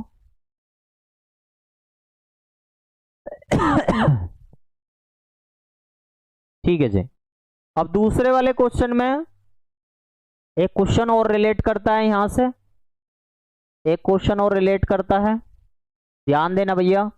कि कोई पहिया लगातार घूम रहा है, कोई पहिया क्या कर रहा है, लगातार, एंगुलर मोमेंटम एमवीआर होता है। तो अगर मैं घटने को क्या, एंगुलर मोमेंटम पर कोई इफेक्ट नहीं पड़ेगा, कैसे, एमवीआर होता है, अगर एम घटेगा तो क्या एंगुलर मोमेंटम पे कोई इफेक्ट नहीं पड़ेगा। एंगुलर मोमेंटम पहले आप ना, मतलब एंगुलर मोमेंटम को उस फेज से मत ना देखो, आप ना आई ओमेगा के अकॉर्डिंग देखो। आई ओमेगा के टर्म्स में सबसे पहले एम को ना देख के आप इनर्शिया को देखते हो, क्योंकि रोटेशनल मोशन में आपका एम से पहले आपको उसका देखना है, आपको लीनियर मोमेंटम का एम ना देखना, पहले आई पे ध्यान देना है। और आई का इफेक्टेड 4 चीजों से पड़ता है, एम से, उसकी एम कहां पे प्लेस रखा हुआ है, आर से, और आर एम से कितनी दूर है, इन चीजों से। क्लियर हुआ? तो अब देखो ध्यान से, अगर मान लो कोई चीज ऐसा गोल गोल घूम रही है और इस गोल गोल चीज पर आके कोई लड़की आके बैठ जाए या लड़का आके बैठ जाए, ठीक है, तो क्या होगा, क्या होगा? ठीक है, ध्यान से समझना।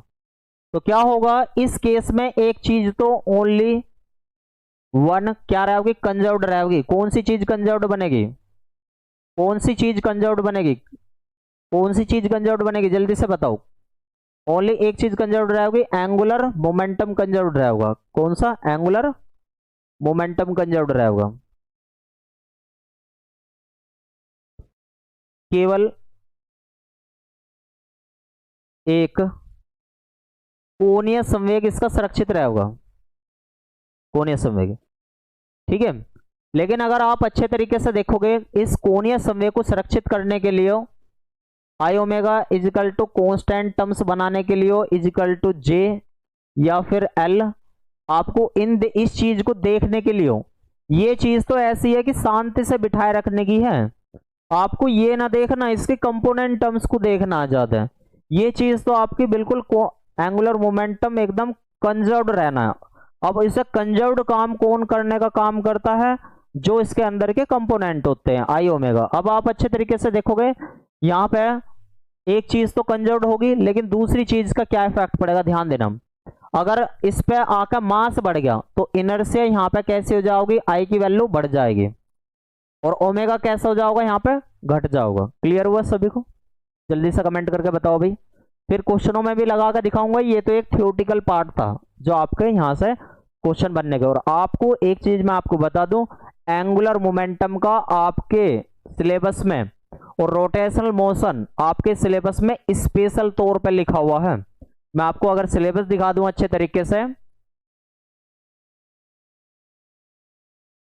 आपको अच्छे तरीके से सिलेबस दिखा दूं तो मैं आपको बताऊं, एंगुलर मोमेंटम, ठीक है, स्पेशल तौर पर लिखा हुआ है, और आपका कौन सा, रोटेशनल मोशन स्पेशल तौर पर लिखा हुआ है। और अगर ये स्पेशल तौर पर लिखे हुए हैं तो इसका मतलब है इनसे रिलेटेड जितने भी आपके क्वेश्चन आते हैं वो आपको अच्छे तरीके से देखने पड़ेंगे। ठीक है भैया, आप सिलेबस अच्छे तरीके से पढ़ लेना। मैं इन चीजों पे इस वजह से ज्यादा फोकस कर रहा हूं जिससे कि सारी चीजें आपको क्लियर हो जाएंगी, स्पीड डिक्रीज हो जाएगी। बिल्कुल सही कहा आपने, ठीक है, बिल्कुल सही कहा आपने।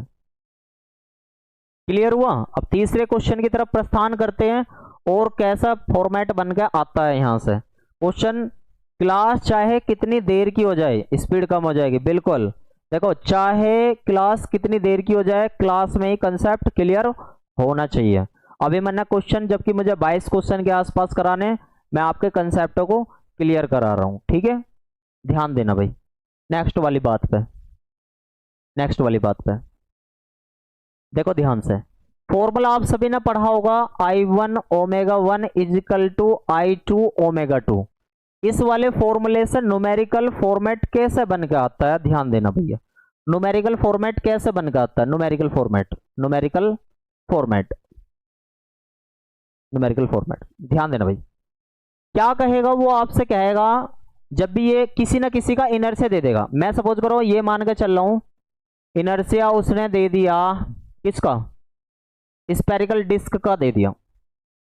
कोई एक स्फेरिकल डिस्क है, क्या हमारे पास स्फेरिकल डिस्क है, यानी कि गोल है, डिस्क या चकती है। तो इसका मोमेंट ऑफ इनर्शिया सबसे पहला मैंने आपको पता होना चाहिए, 1/2 mr² होगा। क्लियर हुआ इतनी बात? अब वो कहेगा कि ये लगातार घूम रही है, ये लगातार घूम रही है, और लगातार घूमने पे इसके डायमीटर के टेंजेंट में कोई मास रख दिया गया है। मान लो यहां पे कोई मास रख दिया गया स्मॉल m, कभी कभार वो 1 मास भी कह देता है, कभी कभार वो 2 मास भी कह देता है कि डायमीटर के अपोजिट डायरेक्शन में दो मास रख दिए गए हैं, मान लो इनके m रख दिया गया और इधर भी m रख दिया गया, तो ऐसा क्वेश्चन वो बना के देता है और आपसे पूछता है कि अब ओमेगा क्या होगा। ठीक है, तो पहले इस वाले को समझ लेते हैं। पहले इसका अगर आप अच्छे तरीके से देखोगे, इसका आई देखोगे आप अच्छे तरीके से, तो ये तो I1 ऐसे ही रहेगा, I1 ओमेगा 1 इजिकल टू, जब इसका देखोगे I2 कैसे निकाल लोगे। अब I2 इसका इनर्शिया तो बदल गया होगा भैया, I2 जब इनर्शिया बदल गया होगा, क्योंकि हमें I की ये वाली वैल्यू तो पता है, I की ये वाली वैल्यू तो कितनी पता है, I की कितनी पता है, ये वाली वैल्यू 1/2 mr²। अब एक यहां पर रख दिया तो यहां पर तुरंत क्या होगी, कौन सी थ्योरम लगेगी, जल्दी से बताओ कौन सी थ्योरम लगेगी यहां पे, जल्दी से कमेंट करके बताओ कौन सी थ्योरम लगेगी। पैरेलल एक्सिस की थ्योरम। कौन सी थ्योरम लगेगी, पैरेलल एक्सिस की थ्योरम। तो आई जो निकालने के लिए आपको क्या करना पड़ेगा, ध्यान देना पड़ेगा मेरी बात पे। आई इज इक्वल टू, यानी कि एक तरीके से I2 निकालने के लिए हो, I2 निकालने के लिए हो, यानी कि 1/2 कैपिटल mr²। वो पहले इस शक्ति का ना पूरा मास दे देगा, कैपिटल M कह देगा, और जो ये मास रखवाने को कह रहा है स्मॉल m कह देगा। तो इसमें 1/2 कैपिटल mr² प्लस, जब ये वाला मास रख दिया, ठीक है, तो ये वाला मास रख दिया तो स्मॉल m r²। तो ये I2 की वैल्यू यहां पे पुटअप करेंगे फिर हम, कितनी, मैं चलो इसे थोड़ा सा इधर ले लेता हूं, यहां ले लेता हूं, तो इस वाली टर्म्स को यहां पे पुटअप करेंगे, यानी कि 1/2 mr² plus m, small m आएगा ये वाला, स्मॉल m r², और ये वाला जो दूसरे वाला ओमेगा 2 ऐसा बन चुका होगा। तो यहां से हम इस इक्वेशन को सोल्व करके जिसका भी पूछा करेगा उसका निकाल दिया करेंगे। समझ में आ गया, जल्दी से बताओ। और इस वाले 2 वाले केस में क्या करा करेंगे, 2 वाले केस को चलो अगले वाले पेज पे समझाता हूं मैं, ठीक है। दूसरा, क्या ये क्वेश्चन समझ में आ गया भैया, समझ में आता रहेगा तो साथ साथ एक बार थंब करके मुझे बताते रहो, क्योंकि आपको अगर मैं कोई मेहनत कर रहा हूं तो ये सारी मेहनत आप लोगों के लिए है कि मैं आपको पूरा प्रयत्न कर रहा हूं समझाने का। कोई बात अगर बाय द वे समझ में ना आवे भैया, आपको मैं बता दूं ये टीजीटी का ही लेवल है। क्या है, ये जो जितने भी मैं टर्म्स करा रहा हूं ये टीजीटी का एक लेवल है। आपको थोड़ा सा डिफरेंट इस वजह से लग रहा होगा क्योंकि आपने मतलब कुछ पॉइंटों तक, कुछ दायरे तक ही अपनी तैयारी निश्चित कर रखी थी। यदि आप टॉपर तरीके से समझ कर चलोगे, आप रैंक में आना चाहोगे, तो ऐसे ऐसे क्वेश्चनों को ना जो टॉपर रहे हैं ना वो बना कर जावे। तो मैं चाह रहा हूं इस वाले बैच का नाम टॉपर बैच है, प्रचंड बैच तो वैसे ही मैंने रख दिया है इसका नाम, टॉपर बैच है। और टॉपर बैच को मैं वो हर संभव चीज अपनी साइड से देना चाहता हूं, हर वो संभव चीज, हर ब्रह्मास्त्र देना चाहता हूं जो युद्ध में जाने के बाद में विस्फोट ही कर दें, ठीक है, बिल्कुल। तो ये चीजें आपकी बिल्कुल भी छूटनी नहीं चाहिए, बिल्कुल भी, ठीक है जी। चाइल्ड सेंटर्ड एजुकेशन, बिल्कुल ठीक है। तो I इजकल टू mr²। अब मैं दूसरे वाले टाइप का दूसरे वाला क्वेश्चन समझाने की कोशिश करता हूं। कभी कदा क्या देता है कि हमारे पास एक स्फेरिकल डिस्क है, स्फेरिकल डिस्क है, इसका मोमेंट ऑफ इनर्शिया हमें पता 1/2 mr² है, ठीक है जी। और वो कह देता है कि इसके मतलब ये तो हमें पता ही है बीच में से जाती है, इसके व्यास के दूसरी तरफ अपोजिट में दोनों m रख दिए गए, एक m यहां पर रख दिया गया, एक m यहां पर रख दिया गया। तो अब ओमेगा क्या होगा, अब ओमेगा क्या होगा, फॉर्मूला क्या है, I1 omega 1 is equal to I2 omega 2। इतने आसान आसान न्यूमेरिकल होते हैं, बस ये तो एक क्या होता है, जब हम अच्छे तरीके से इनके टचअप करके नहीं जाते तो एग्जाम में जाकर छूट जाओ, यही हमें बहुत भारी लगा, ठीक है। तो ये क्या है, I जो है I1 पहले कितना था 1/2 mr² था, ओमेगा 1 जो भी हो इजिकल टू ये I2 जो है, I2 अब चेंज हो गया, अब क्या हो गया, I2 चेंज हो गया दोनों साइड में रख देने से। दोनों साइड में रख देने से अगर आप इधर से देखोगे इधर से देखोगे तो कौन सी थ्योरम लगा देंगे यहाँ पे, जल्दी से बताओ, पैरेलल एक्सिस की थ्योरम लगा देंगे, पैरेलल एक्सिस की थ्योरम लगा देंगे। यानी कि I2 जो बन जाएगा, I2 क्या बन जाएगा, यानी कि 1/2 mr² प्लस इधर से भी उतनी डिस्टेंस स्मॉल mr², क्योंकि ये वाले डिस्टेंस भी आ रहे हैं ये वाले भी आ रहे हैं, प्लस स्मॉल mr²। तो यहां से हमारा आई टी जो बनेगा 1/2 capital M R square plus small 2 small M R square. तो आई टू की वैल्यू यहां पर पुटअप करेंगे हम 1/2 capital M R square plus small 2 M R square. ठीक है, और ये क्या है, ओमेगा 2 है। अब यहां से हम वैल्यू निकालना करेंगे, कोई दिक्कत समस्या नहीं आने की। अगर सभी को क्लियर हो गया हो तो जल्दी से बताओ, थंब कर दो एक बार। ठीक है, जल्दी जल्दी से सभी एक बार थंब कर दो, फिर मैं आगे बढ़ जाऊंगा।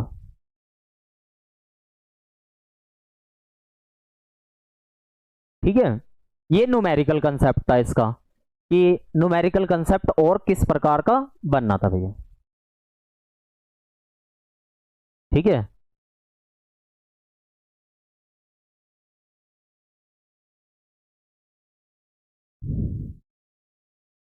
बहुत बढ़िया। चलो जी, क्वेश्चन की तरफ बढ़े। मेरा मानना है कि अब आपको क्वेश्चन की तरफ अच्छे तरीके से बढ़ जाना चाहिए, क्वेश्चन आराम से आपके बन जाने चाहिए। क्वेश्चन की तरफ बढ़ जाओ, जल्दी से बताओ। एसआई पद्धति में जड़त्व भाई, अब आपने सारी तैयारी अच्छे तरीके से कर ली। आपका सभी का, मैं चाहूंगा सभी का आंसर आगमित है, स्वागतम है आपके आंसर का। अब आंसर आना चाहिए भैया, जितने भी लाइव क्लास देख रहे हो। ठीक है, जितने भी लाइव क्लास देख रहे हो, 541 स्टूडेंट में से जितने भी लाइव क्लास देख रहे हो, सबके आंसर आने चाहिए। तो ऐसा ही पद्धति में जड़त्व आघूर्ण का मात्रक क्या रहेगा। जड़त्व आघूर्ण एक्चुअल में I = mr² होता है, जहां कहीं समेसन भी लिखा होता है, या कहीं कहीं अगर समेसन ना लिख रहा हो तो I कैपिटल mr² भी लिखा होता है। और ये जो मोमेंट ऑफ इनर्शिया जो होती है, मैं एक बार दोबारा से रिवाइज करा दूं, ये एक टेंसर क्वांटिटी होती है। कौन सी क्वांटिटी होती है, टेंसर क्वांटिटी होती है। और ये 4 चीजों पर डिपेंड करती है, 4 चीजों पर डिपेंड करती है। मास पे, मास कहां प्लेस करे हुआ है, कहां पे प्लेस करा हुआ है। ठीक है, विच पोजीशन। ठीक है, आर पे।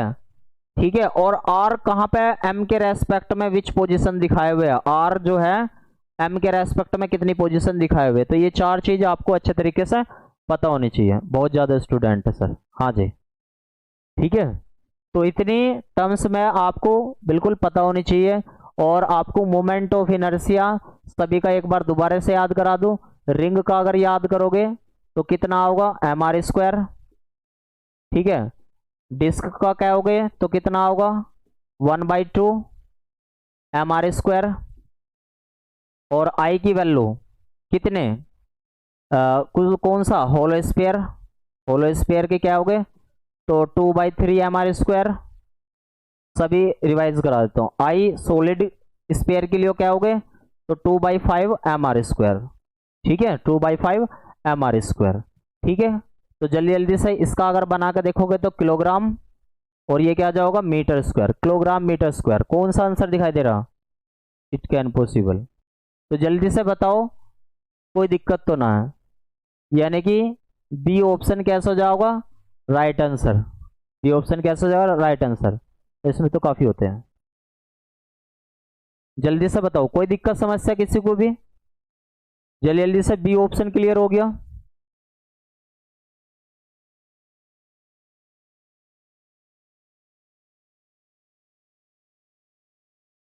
ठीक है, कोई दिक्कत। चलो जी, आगे बढ़ते हैं नेक्स्ट क्वेश्चन की तरफ। किसी पिंड का जड़त्व आघूर्ण निर्भर नहीं करता, जड़त्व आघूर्ण निर्भर नहीं करता, जल्दी जल्दी से कमेंट करके बताएंगे भैया।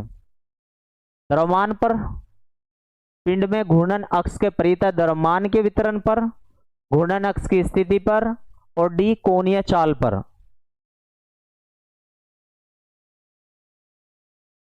जल्दी से बताओ भाई।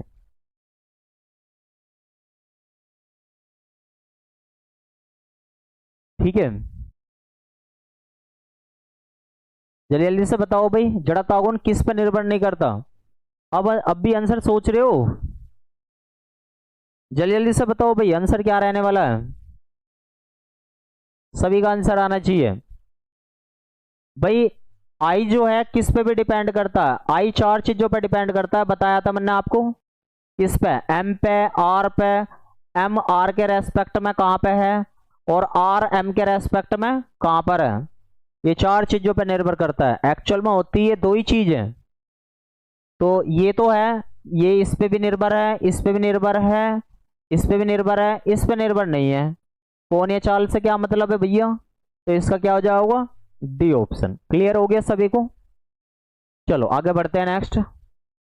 नेक्स्ट, यदि किसी पिंड का द्रव्यमान m है तथा किसी अक्ष के परितः जड़ता गुण I है, तब उस अक्ष के परितः घूर्णन त्रिज्या क्या होगी। ठीक है, घूर्णन त्रिज्या क्या होगी। तो रेडियस ऑफ गायरेशन क्या होती है, ध्यान से समझो। रेडियस ऑफ गायरेशन यानी कि घूर्णन त्रिज्या, घूर्णन त्रिज्या। ठीक है, घूर्णन त्रिज्या का कंसेप्ट मैंने आपको बताया था, I equal to M K square, और के से वैल्यू निकाल लो, I by M equal to K square. तो के की वैल्यू कितनी आओगी, under root I by M, under root I by M, तीसरे का बी। सभी कमेंट जल्दी जल्दी से करके बताओ भाई, सभी के नहीं आ रहे। बी ऑप्शन जल्दी जल्दी से, स्पीड से। तो के की वैल्यू कितनी आ जाओगे, under root I by M, under root I by M. बहुत बढ़िया। और आपको जैसे हमें पता क्या करता है वो, कभी कभार रेडियस ऑफ गायरेशन के टर्म्स में I की वैल्यू, जैसे रिंग के लिए I की वैल्यू, डिस्क के लिए I की वैल्यू, होलो स्फीयर के लिए I की वैल्यू, सॉलिड स्फीयर के लिए, ये वाली भी कभी कभार यहाँ पे वैल्यू रखवाता है, इस जगह वैल्यू रख के और हम काम कर देते हैं। ठीक है, ध्यान रखना मेरी बात को। यहाँ पे इनकी सबकी वैल्यू इस जगह रखेंगे और रेडियस ऑफ गायरेशन निकाल दे करेंगे, निकाल दे करोगे सभी। थम कर दो एक बार। ठीक है, चलो आगे बढ़ते हैं नेक्स्ट क्वेश्चन की तरफ। नेक्स्ट क्वेश्चन, जड़त्व आघूर्ण तथा कोणीय त्वरण के गुणनफल को क्या कहते हैं। जड़त्व आघूर्ण को बोलते हैं I और कोणीय त्वरण को बोलते हैं अल्फा। तो ये क्या होने वाला है, ध्यान दो भाई। अगर मैं न्यूटोनियन फिजिक्स में देखने लगूं, जो बिल्कुल सबसे शुरुआत वाली न्यूटोनियन फिजिक्स थी, तो I को किससे रिप्रेजेंट करता था, वो M से, और अल्फा को, कोणीय त्वरण को किससे रिप्रेजेंट करता था, A से। तो वहां पे न्यूटोनियन फिजिक्स में क्या आता था, F आता था। तो F का काम इस वाली में रोटेशनल मोशन में कौन करेगा, मैंने आपको बताया था, टॉर्क करेगा। तो टॉ इजकल टू I अल्फा। तो क्या आ जाएगा इसका आंसर, टॉर्क हो जाएगा। क्लियर हो गया सभी को, क्या हो जाएगा, क्लियर हो गया सभी को, आपको बताया भी था मैंने, है ना। तो न्यूटोनियन में F इजिकल टू M में, और यहाँ पे I का काम कौन करता है, M करता है, अल्फा का काम कौन करता है, A, और ऐसी F का काम यहाँ पे कौन करता है, रोटेशनल मोशन में। एक क्वेश्चन जरूर बनता है यहाँ से। ठीक है, तो क्या बन गया, राइट आंसर क्या बन जाएगा, बी ऑप्शन। जल्दी जल्दी से सभी कमेंट करके बताएंगे। बी ऑप्शन क्लियर हो गया सभी का, बहुत बढ़िया, सभी का एकदम बढ़िया आ रहा है, कोई दिक्कत नहीं है। ठीक है, अब यदि पहले वाले का एंगुलर मोमेंटम कहता या जे या एल कहता, तो आई ओमेगा हो जाता। क्या हो जाता, आई ओमेगा हो जाता। ठीक है, और ये दोनों न्यूटोनियन फिजिक्स के हैं, यानी कि रोटेशनल्स हैं, बहुत कम, ये बिल्कुल लीनियर मोशन में काम करते हैं। तो इन दोनों में से ही हम देखते हैं। क्लियर हो गया सभी को। तो ये वाला तो इसका है ही नहीं है नहीं है, ये वाला होगा इसका। क्लियर हो गया, चलो आगे बढ़ते हैं। चलो आंसर बताओ जल्दी जल्दी से सभी कमेंट करके, आंसर आना चाहिए। 1 मिनट का टाइम दे रहा हूं 1 मिनट का टाइम दे रहा हूं, जल्दी जल्दी से। ठीक है, 1 मिनट का टाइम दे रहा हूं, क्वेश्चन का आंसर सभी का आ जाना चाहिए। और जल्दी से बताओ कौन सी थ्योरम आप इसमें लगाओगे, जल्दी से।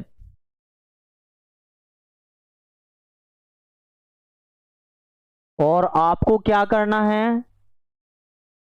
एम द्रव्यमान व आर त्रिज्या की किसी वृत्ताकार डिस्क, एरी डिस्क, एरी डिस्क। तो सबसे पहले वृत्ताकार डिस्क का आपको मोमेंट ऑफ इनर्शिया पता होना चाहिए, कितना होता है 1/2 mr²। क्या होता है 1/2 mr²। इसके बाद क्या पढ़ना आपको, वो कह रहा है इसके व्यास के परितः जड़ता गुण, इस वर्ड को पढ़ना। ठीक है भैया, क्या पढ़ना है, इस वर्ड को पढ़ना, यानी कि अबाउट इट्स डायमीटर वर्ड को पढ़ना। तो अबाउट इट्स डायमीटर का मतलब है ए ऐसे आपको डिस्क बनानी है और ये बीच में जो जा रही है, ये बीच में जो जा रही है, ये आई की वैल्यू कितनी है 1/2 mr²। ठीक है, और आपको सर आंसर डी देते हैं जस्ट, बट आप तक लेट पहुंचते हैं, दे देते हैं। कोई दिक्कत नहीं, कोई दिक्कत नहीं, कोई दिक्कत नहीं।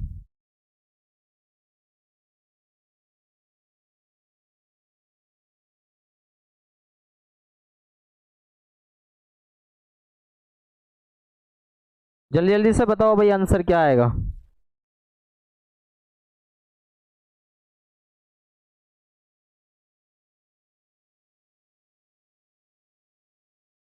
जल्दी जल्दी से सभी बताएंगे।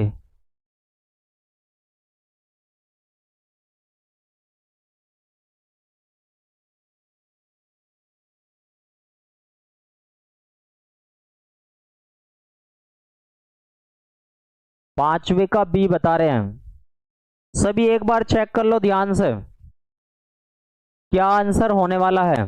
सभी जल्दी जल्दी से, और दोबारा से रिव्यू करने का टाइम दे रहा हूं, अच्छे से देख लो। ठीक है भैया, अच्छे से देख लो ध्यान से कौन सी थ्योरम लगेगी।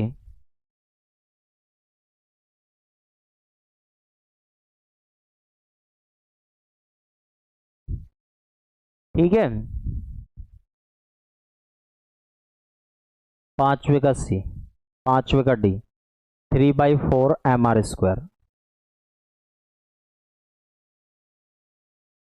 देखो ध्यान से समझना मेरी बात, मैं क्या बताने जा रहा हूं थोड़ा सा सभी। जब भी किसका, जब भी हमारे पास या तो रिंग का है, रिंग का, या फिर किसका डिस्क का, डिस्क का है, ध्यान देना भाई सभी, रिंग या डिस्क का है और इसका जो व्यास के परित है, तो इसका खुद का, जैसे अगर मैं आपसे कहूं इनमें से ये वाली जो ये बिल्कुल बीच में से जो जाती है प्लेन के परपेंडिकुलर जा जाती है, इसकी आई की वैल्यू तो होती है खुद की, इसकी आई की वैल्यू तो होती है खुद की। ठीक है, अब ध्यान देना भैया, जब भी इन दो के लिए रिंग या डिस्क के लिए क्या पूछे, व्यास के परिता पूछे, व्यास के परिता लिखा हुआ आ जाएगा, परिता, ध्यान देना मेरी बात, व्यास के परिता यानी कि अबाउट द डायमीटर दिख जावे कहीं भी तुम्हें, अबाउट द डायमीटर कहीं दिख जावे और क्वेश्चन में दिख रहा होगा आपको, तो तुरंत आपको क्या कर देना है, इन दो के लिए स्पेशल तौर पे बता रहा हूं, आपको यहां पे लगानी है perpendicular, perpendicular axis theorem, perpendicular axis theorem. और यदि इनके लिए रिंग या डिस्क के लिए, रिंग या डिस्क के लिए स्पर्श लिखा हुआ आ जा, स्पर्श लिखा हुआ आ जा, या टेंजेंटल लिखा हुआ आ जा, टेंजेंटल लिखा हुआ आ जा। ठीक है, तो आपको कौन सी थ्योरम लगानी है, पैरेलल एक्सिस की थ्योरम, पैरेलल एक्सिस की थ्योरम। और मैंने आपको बताया था, क्या बताया था कि भैया ज्यादातर आपके केस में, शुरुआत के दो के केस में, देखो यहां पे सबसे शुरुआत में क्या बताया था, सबसे शुरुआत में क्या बताया था,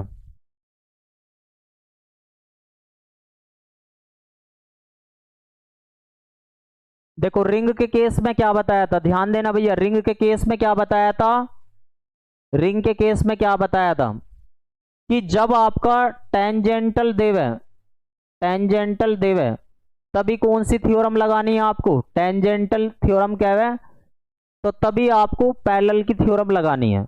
और इसका प्रयोग बहुत कम करेंगे हम, इसका प्रयोग यहां पे बहुत कम करेंगे। किसका प्रयोग, रिंग के लिए स्पेशल तौर पर किसका प्रयोग करते हैं हम, रिंग के लिए स्पेशल तौर पर, मैंने आपको बता कर चला था कि रिंग के लिए स्पेशल तौर पर रिमार्क मोर ज्यादातर किसका प्रयोग करते हैं, परपेंडिकुलर एक्सिस थ्योरम का प्रयोग करते हैं। और यहां पे एक चीज और मेंशन कर लेना भैया, एक चीज और मेंशन कर लेना कि अबाउट द डायमीटर कह दे कहीं, अबाउट द डायमीटर किस किस के लिए? विशेष तौर पर रिंग और डिस्क के लिए। क्लियर हो गया? जल्दी से बताओ कमेंट करके सभी। क्लियर हो गया? बता के आया था ना कि रिमार्क सबसे ज्यादा हम प्रयोग करने वाले हैं परपेंडिकुलर एक्सिस थ्योरम का रिंग में, और किसका सबसे कम प्रयोग करने वाले हैं? रिंग में किसका सबसे कम प्रयोग करने वाले हैं? सबसे कम प्रयोग करने वाले हैं पैरेलल एक्सिस थ्योरम का, यानी कि टेंजेंटल का। तो टेंजेंटल तो उसमें दे ही नहीं रखा। अब आंसर बताओ क्या रहेगा? और विशेष तौर पे इसके आ गई, मैंने आपको किसका बताया था, ध्यान दो भाई, स्फेरिकल डिस्क का। स्फेरिकल डिस्क में भी तो आपको यही बता के आया था कि जब आपसे पैरेलल एक्सिस थ्योरम कब लगेगी आपकी, बहुत कम केस बनेगा। रिमार्क लिख दिया था फ्यू, बहुत कम केस बनेगा। और सब भी जब भी आपने क्या कर दिया, इसमें स्फेरिकल डिस्क में बहुत कम केस लगेगा, या पैरेलल एक्सिस थ्योरम केवल आप तभी लगाओगे जब वो आपसे क्या कहते हैं, टेंजेंट कहते हैं।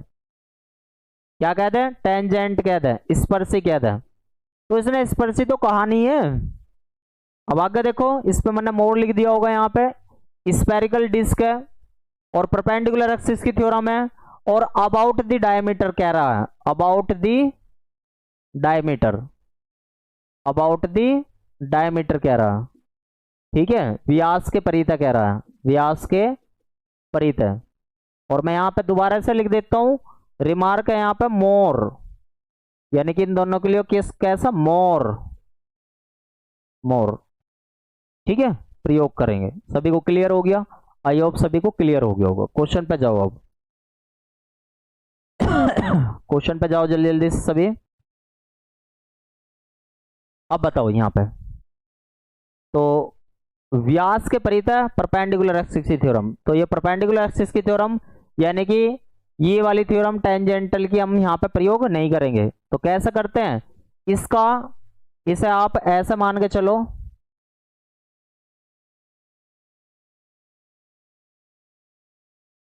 इसे आप ऐसा मान के चलो कि सबसे शुरुआत में ऐसा था, लेकिन जब भी हम परपेंडिकुलर एक्सिस की थ्योरम लगाते हो तो परपेंडिकुलर एक्सिस की थ्योरम लगाने के लिए क्या करते हैं, जल्दी से बताओ। ऐसे इसे जेड में मान देंगे, ये जेड में, और यहाँ पे ये वाली टर्म्स, तो आधा आधा कर देंगे। इसकी वैल्यू तो हमें पता 1/2 mr स्क्वायर होगा, तो आधा करने के बाद आई एक्स में कितनी जाओगी, 1/4 mr स्क्वायर, और इसमें कितनी जाओगी, 1/4 mr स्क्वायर। ठीक है, तो राइट आंसर क्या बनेगा, सी ऑप्शन। राइट आंसर क्या बनेगा, सी ऑप्शन। क्लियर हो गया सभी को? जल्दी से बताओ कमेंट करके। बहुत बढ़िया।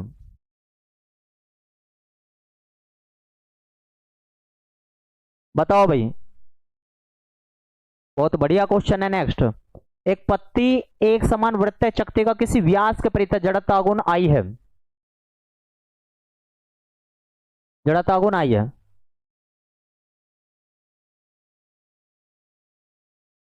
चकती के तल के लंबवत केंद्र से गुजरने वाली अक्ष के परितः जड़ता गुण क्या होगा? जल्दी जल्दी से कमेंट करके आंसर बताएंगे, 1 मिनट का टाइम दे रहा हूं।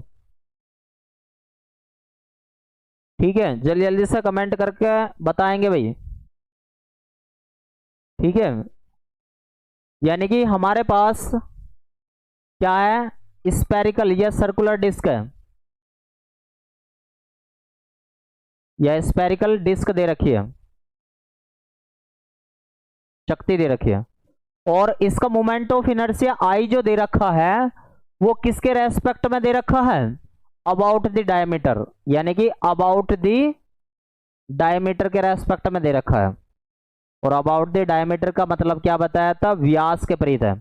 और जब भी ये व्यास के परितः आ जाए तो इसका मतलब है ये आधा करा हुआ हिस्सा होगा, और वो अपना खुद का पूछ रहा है कि प्लेन के परपेंडिकुलर वाले, इस वाले की वैल्यू पूछ रहा है। अब ये वाली जो वैल्यू दे रखी है अबाउट द डायमीटर, ये किसकी वैल्यू दे रखी है, इसकी या इसकी वैल्यू दे रखी है, यानी कि इसकी वैल्यू हो सकती है ये आई, या इसकी वैल्यू हो सकती है आई, और आपसे पूछ रहा है इस वाले की वैल्यू। जल्दी से कमेंट करके बताओ इस वाले की रिजल्टेंट की वैल्यू कितनी होती है। रिजल्टेंट वालों की अगर अबाउट द डायमीटर यानी कि इस वाले की आई दे रखी है, या तो इस वाले की आई या इस वाले की आई, तो बीच वाले का रिजल्टेंट पूछ रहा हो आपसे, बीच वाले का रिजल्टेंट पूछा, तो बीच वाले का रिजल्टेंट क्या होगा, दुगना हो जाता है। मैंने बताया था ना, अगर बीच वाला दुगना मिल रहा तो वो आधा इधर बढ़ जाता, आधा इधर बढ़ जावे। समझ में आ गया सभी को? 2D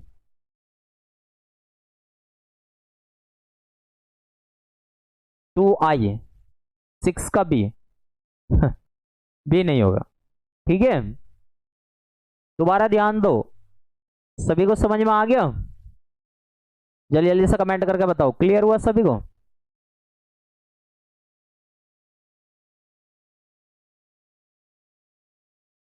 बताओ भाई, क्लियर हुआ या नहीं हुआ? देखो, अब क्या, पुरानी वाली बात को उसने उल्टा कर दिया। कैसे? बस उसने व्यास के परितः आई दे रखा था। व्यास के परितः का मतलब है, व्यास के परितः या तो यो दे दिया या यो दे दिया। और किसका पूछ रहा वो? कि चक्ति के तल के लंबवत से, ये चक्ति का इस, या तो इस वाली वैल्यू को पूछ रहा है या इस वाली वैल्यू को पूछ रहा। तो इसको क्या कर देते हैं हम? दुगना कर देते हैं। Yes sir D. सभी बताओ जल्दी जल्दी से कमेंट करके, कोई डाउट तो नहीं है किसी भी प्रकार से? रिपीट, चलो दोबारा समझो, दोबारा समझो, ध्यान से समझना।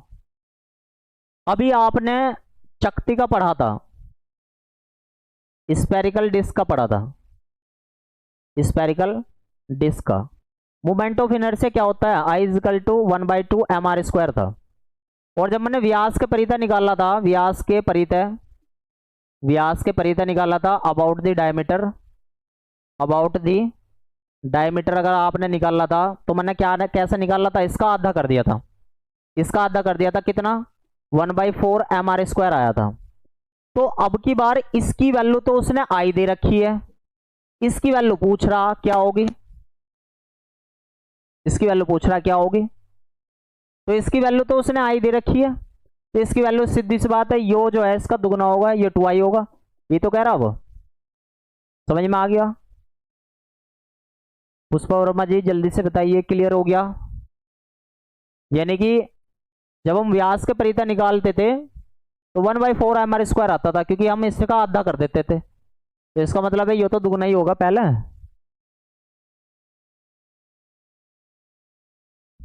बताओ भाई,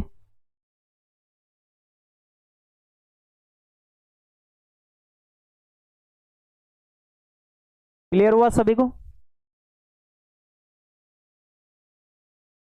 सभी कमेंट कर दो एक बार। नेक्स्ट क्वेश्चन की तरफ बढ़ते हैं।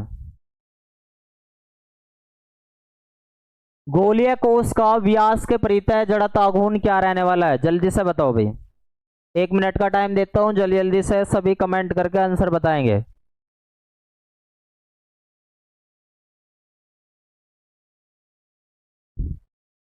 गोलीय कोश का व्यास के परितः जड़त्व आघूर्ण,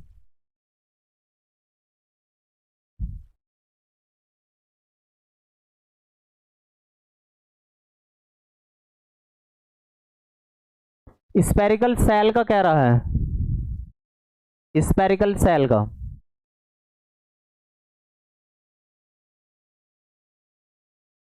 स्पेरिकल सेल का किसके रेस्पेक्ट में? डायमीटर के रेस्पेक्ट में। किसके रेस्पेक्ट में? डायमीटर के रेस्पेक्ट में। अब एक बात बताओ, जब भी वो डायमीटर पूछता था तो हम कौन सी थ्योरम लगाते थे? जल्दी से बताओ, जब भी वो डायमीटर पूछता था हम कौन सी थ्योरम लगाते थे? जल्दी से अभी कमेंट करके बताओ, इससे पहले कौन सी थ्योरम लगा के आया मैं? परपेंडिकुलर एक्सिस थ्योरम लगा के आया, perpendicular axis theorem, perpendicular axis theorem, यानी कि लंब अक्षों के पर में लगाते थे। यानी कि आप एक बात ध्यान से समझ लो, जब भी कभी वो डायमीटर कह रहे हैं, जब भी कभी वो डायमीटर कह रहे हैं तो कौन सी थ्योरम लगाते थे हम? Perpendicular axis theorem. जब भी वो टेंजेंटल कहता था,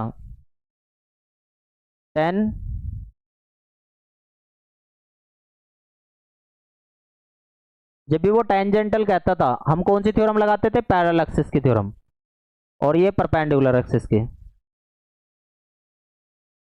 ठीक है, तो अब यहां पे एक बात मुझे बताओ, अब मुझे एक बात बताओ यहां से, नॉर्मली स्पेरिकल सेल का होता कितना है moment of inertia? Normally spherical shell के बारे में पूछ रहा, गोलीय कोश के बारे में, तो वो होता है 2/3 mr²। ठीक है, और जब भी कभी वो डायमीटर कहता है तो कौन सी थ्योरम लगाते हैं? परपेंडिकुलर थ्योरम लगाते हैं। तो मैं एक बार चेक करना चाहता हूं कि क्या परपेंडिकुलर थ्योरम स्फेरिकल सेल के लिए लग जाती है। मैं चेक करता हूं एक बार, मैं आज आपको बता के आया था। देखो, क्या परपेंडिकुलर थ्योरम स्फेरिकल सेल के लिए लग जाती है? देखना एक बार, होलो स्फीयर या स्फेरिकल सेल, क्या इसके लिए परपेंडिकुलर थ्योरम लगती है? जब इसके लिए परपेंडिकुलर थ्योरम नहीं लगती, यस या नो में जवाब दो जल्दी से।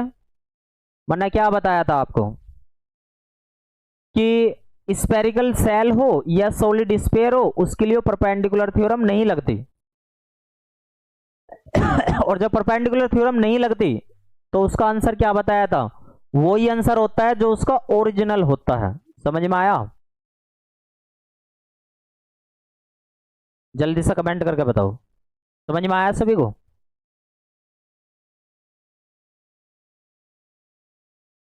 तो क्या इसमें परपेंडिकुलर थ्योरम लगेगी स्फेरिकल सेल के लिए?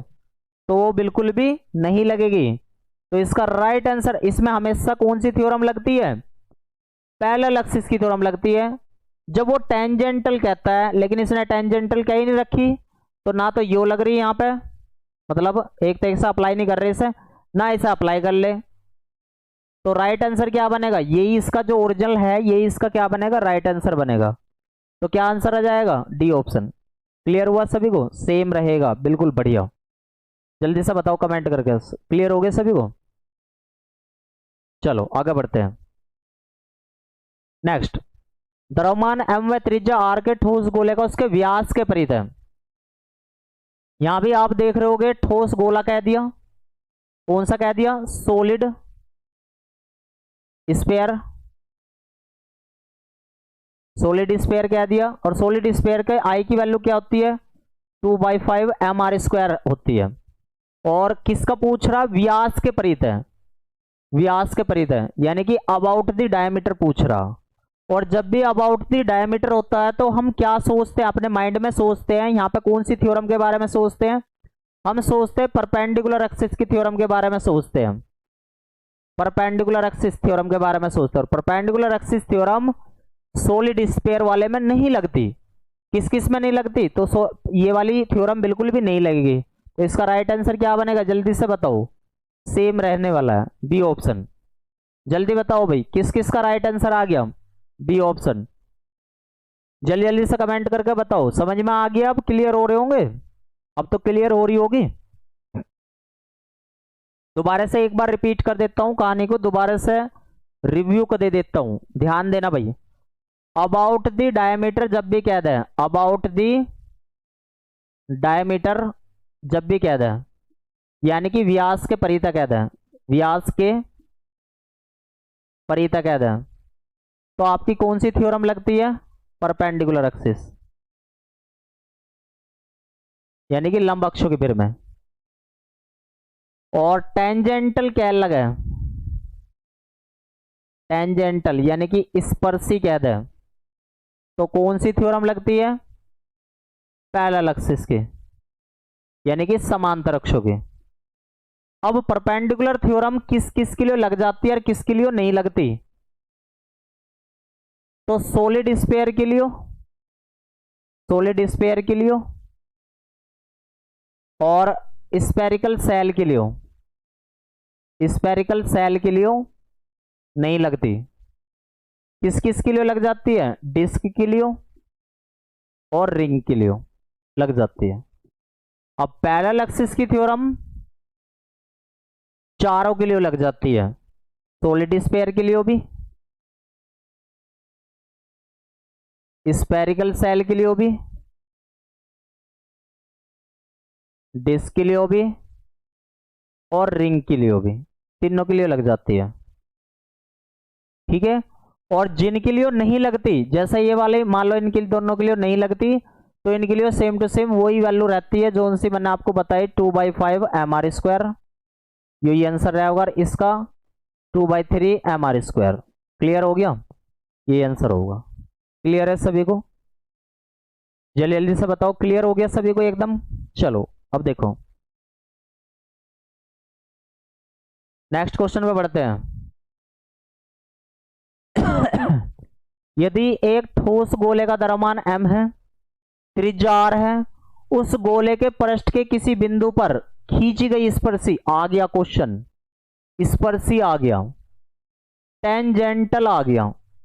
अब इसका आंसर आप लोगों को बताना है। तो ठोस गोले का सिंपल क्या होता है? ठोस गोले का सिंपल होता है 2/5 mr²। और जब भी टेंजेंटल कह देगा, क्या कह देगा? टेंजेंटल कह देगा, स्पर्शी कह देगा, कौन सी थ्योरम लगाओगे? पैरेलल एक्सिस की। कौन सी थ्योरम लगाओगे? पैरेलल एक्सिस की, यानी कि समांतर। और समांतर करने के लिए बस क्या कर देंगे? I = 2/5 mr² में mr² ऐड कर दो, तो क्या बन जाएगा? यहां से 5 और 2 7/5 mr²। क्या आंसर बना? B option. अब आपको एकदम क्लियर हो रहे होंगे, ठीक है? अब आपको एकदम क्लियर हो रहे होंगे, ठीक है? ये वाला जो कंसेप्ट अभी चल रहा है ना, आधे से ज्यादा इसे गलत तरीके से बता देंगे आपको और कंफ्यूजन हो जाओगे आपके अंदर, है ना?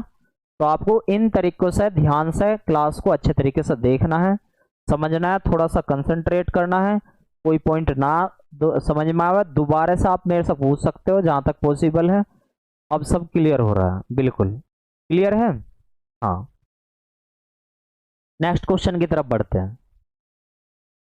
क्वेश्चन नंबर 10, वो कह रहा आर त्रिज्या की गोलीय कोश की व्यास के परितः घूर्णन त्रिज्या क्या है? जल्दी से बताओ भाई। गोलीय कोश क्या रखा उसने? गोलीय कोश। गोलीय कोश का मतलब स्पेरिकल सेल। स्पेरिकल, पहले तो स्पेरिकल सेल लिख लो। स्पेरिकल सेल हमें गोलीय कोश का पता होता है, क्या होता है गोलीय कोश का? गोलीय कोश का आई कितना पता होता है हमें? 2/3 mr²।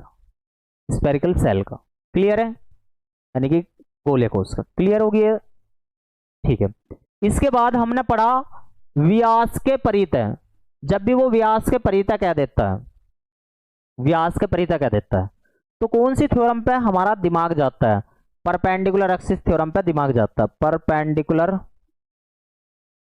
परपेंडिकुलर एक्सिस थ्योरम पे हमारा दिमाग जाता है, यानी कि लंब अक्षों की परिमेय पे हमारा दिमाग जाता है। लंब अक्षों की परिमेय पे हमारा दिमाग जाता है, लेकिन लंब अक्षों की परिमेय स्पेरिकल सेल के लिए फेल है। स्पेरिकल सेल के लिए, स्पेरिकल सेल के लिए और किसके लिए? सॉलिड और सॉलिड स्फीयर के लिए फेल है। क्या है? फेल है। जब फेल है तो हम इस वाली आई को ही प्रयोग करेंगे। क्लियर हो गया? विदाउट टीचर तो समझने ही नहीं आते हैं। हाँ जी बिल्कुल, ठीक है, ये तो क्लियर होगी। इसके बाद आपसे पूछ रहा घूर्णन त्रिज्या। तो घूर्णन त्रिज्या का आपको फॉर्मूला बताया था I = mk²। तो k² की वैल्यू यहां से कितनी आ गई? I/m आ गई। I की वैल्यू कितनी है? 2/3 mr² और नीचे m, इससे ये खत्म।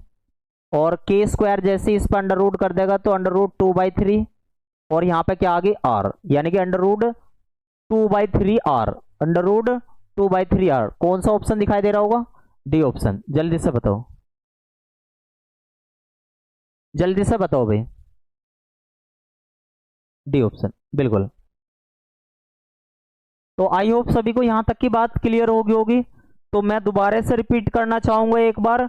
जब भी व्यास के परितः कहते हैं तो आपको कौन सी थ्योरम अप्लाई करनी है? अबाउट द डायमीटर कहते हैं। कौन सी थ्योरम? Perpendicular axis. और परपेंडिकुलर एक्सिस केवल दो चीजों के लिए काम करती है, रिंग के लिए या डिस्क के लिए। लास्ट के दो के लिए काम नहीं करती। समझ में आ गया सभी को? जल्दी से बताओ भैया, क्वेश्चन छूट जाए इनके, ठीक है? आई होप सभी को अब क्लियर हो रही होगी मेरी बातें। नेक्स्ट बढ़ जाओ, जल्दी से इसका आंसर दे दो भैया, ठीक है? आज एक छोटी सी एक इंफॉर्मेशन दे देता हूं, क्वेश्चन वैसे 10 हो गए, अभी करवा दूंगा मैं आपको, ध्यान देना भैया। सभी को एक छोटी सी इंफॉर्मेशन दे रहा हूं, छोटी सी इंफॉर्मेशन। 26 फरवरी को इस दिन हमने इस धरती पर जन्म लिया था, और 26 फरवरी के ऑफर पे, वैसे मैं इतना कोई बड़ा आदमी नहीं हूं कि मैं बहुत बड़े ऑफर दे दूं या बहुत बड़ी चीज कर दूं, लेकिन मैं अपनी तरफ से जो भी चीज पॉसिबिलिटी होने वाली है नए स्टूडेंट के लिए, या और जो चीजें मतलब अगर वे जुड़ना चाहते हैं, चीजों को करना चाहते हैं, तो मैंने 26 फरवरी पे यानी कि आज आपको, यानी कि आज क्लास के तुरंत बाद ही 25 फरवरी से लेके और 26 फरवरी के 12 बजे तक, 12 बजे तक रात के 51 क्रेडिट खरीद दिया मैंने। 51 क्रेडिट, 51 क्रेडिट का क्या मतलब है? 51 क्रेडिट का क्या मतलब है? 51 क्रेडिट का मतलब है 51 स्टूडेंट को जोड़ना चाहता हूं मैं, ठीक है, 51 स्टूडेंट को जोड़ना चाहता हूं, और कंपनी को अपनी तरफ से मैं पे करके कितने, अभी जो आपका कोर्स चला हुआ है कितने का, लगभग भी 1000 रुपए के आसपास का आपका कोर्स चला हुआ है, जो कि आपको दिखाई देता है 999 रुपए का। तो मैं अपनी तरफ से ही 51 क्रेडिट खरीद के क्या करना चाहता हूं, सभी के उसमें से जो अब नए कोर्स लेंगे, ठीक है, जो अब नए कोर्स लेंगे 151 रुपए हर कोर्स पे लेस कर दूंगा, हर कोर्स पे लेस कर दूंगा, यानी कि 151 मल्टीप्लाई 51, इतने का ऑफर है, इतने रुपए का ऑफर है। और ये ऑफर का लाभ किस प्रकार से उठा सकते हैं, तो मैं आपको एक बात बता दूं, जिस किसी ने मतलब कोर्स अभी तक ना लिया, आप अपने मित्रगण को या जो भी आपके साथी हो उन्हें बता देना कि आपको क्या करना है, वो मुझसे एक बार संपर्क कर ले। मैं कोर्स वहां से एप्लीकेशन से नहीं लेना है 2 दिन के लिए, आपको क्या काम करना है, मेरे से एक बार संपर्क कर ले। मैं यहां से उनका 151 रुपये इसमें से लेस कर दूंगा, और 51 स्टूडेंट का, अब स्टूडेंट ना कह के एस्पिरेंट हैं, टीचर हैं, ठीक है, लेकिन मैं उन लोगों के लिए कह रहा हूं जो अभी भी वास्तव में स्टूडेंट बने हुए हैं, टीचर बनने की राह पे अभी भी नहीं है। तो अगर वे राह पे जुड़ना चाहते हैं तो मैं इस प्रकार से आपको वो कर दूंगा। और सभी का, आप सभी का बहुत बहुत धन्यवाद, मतलब आप सभी ने एडवांस में मतलब अच्छे तरीके से विश करा, ठीक है। तो मैं आप सभी के लिए जीवन में एक ही विशेष रहेगी मेरे माइंड से और हार्ट से भी, कि आप सभी का अच्छे तरीके से सिलेक्शन हो गए, और उस सिलेक्शन में यदि हमारा सहयोग भी आपके साथ है तो बहुत अच्छा लगेगा मुझे इस तरीके से, जब कभी आप सिलेक्टेड हो कहीं ना कहीं, ठीक है। तो भैया एक बार जरूर फोन करके एक सेल्फी भेज दियो मेरे लिए, वही गुरु दक्षिणा का काम रहेगी तुम्हारी, ठीक है, और मुझे काफ़ी अच्छा भी लगेगा। और मैं आपको एक चीज़ बता दूं, वैसे मेरा कभी भी ऐसा कोई वो नहीं रहा, मोटिव नहीं रहा कि मतलब मैं कुछ चीज़ों के बारे में ऐसा बताऊं, लेकिन मैं आपको एक बात और बता देना चाहता हूं। आपको ये बात बहुत आसान लगेगी, बहुत ऐसी लगेगी, मतलब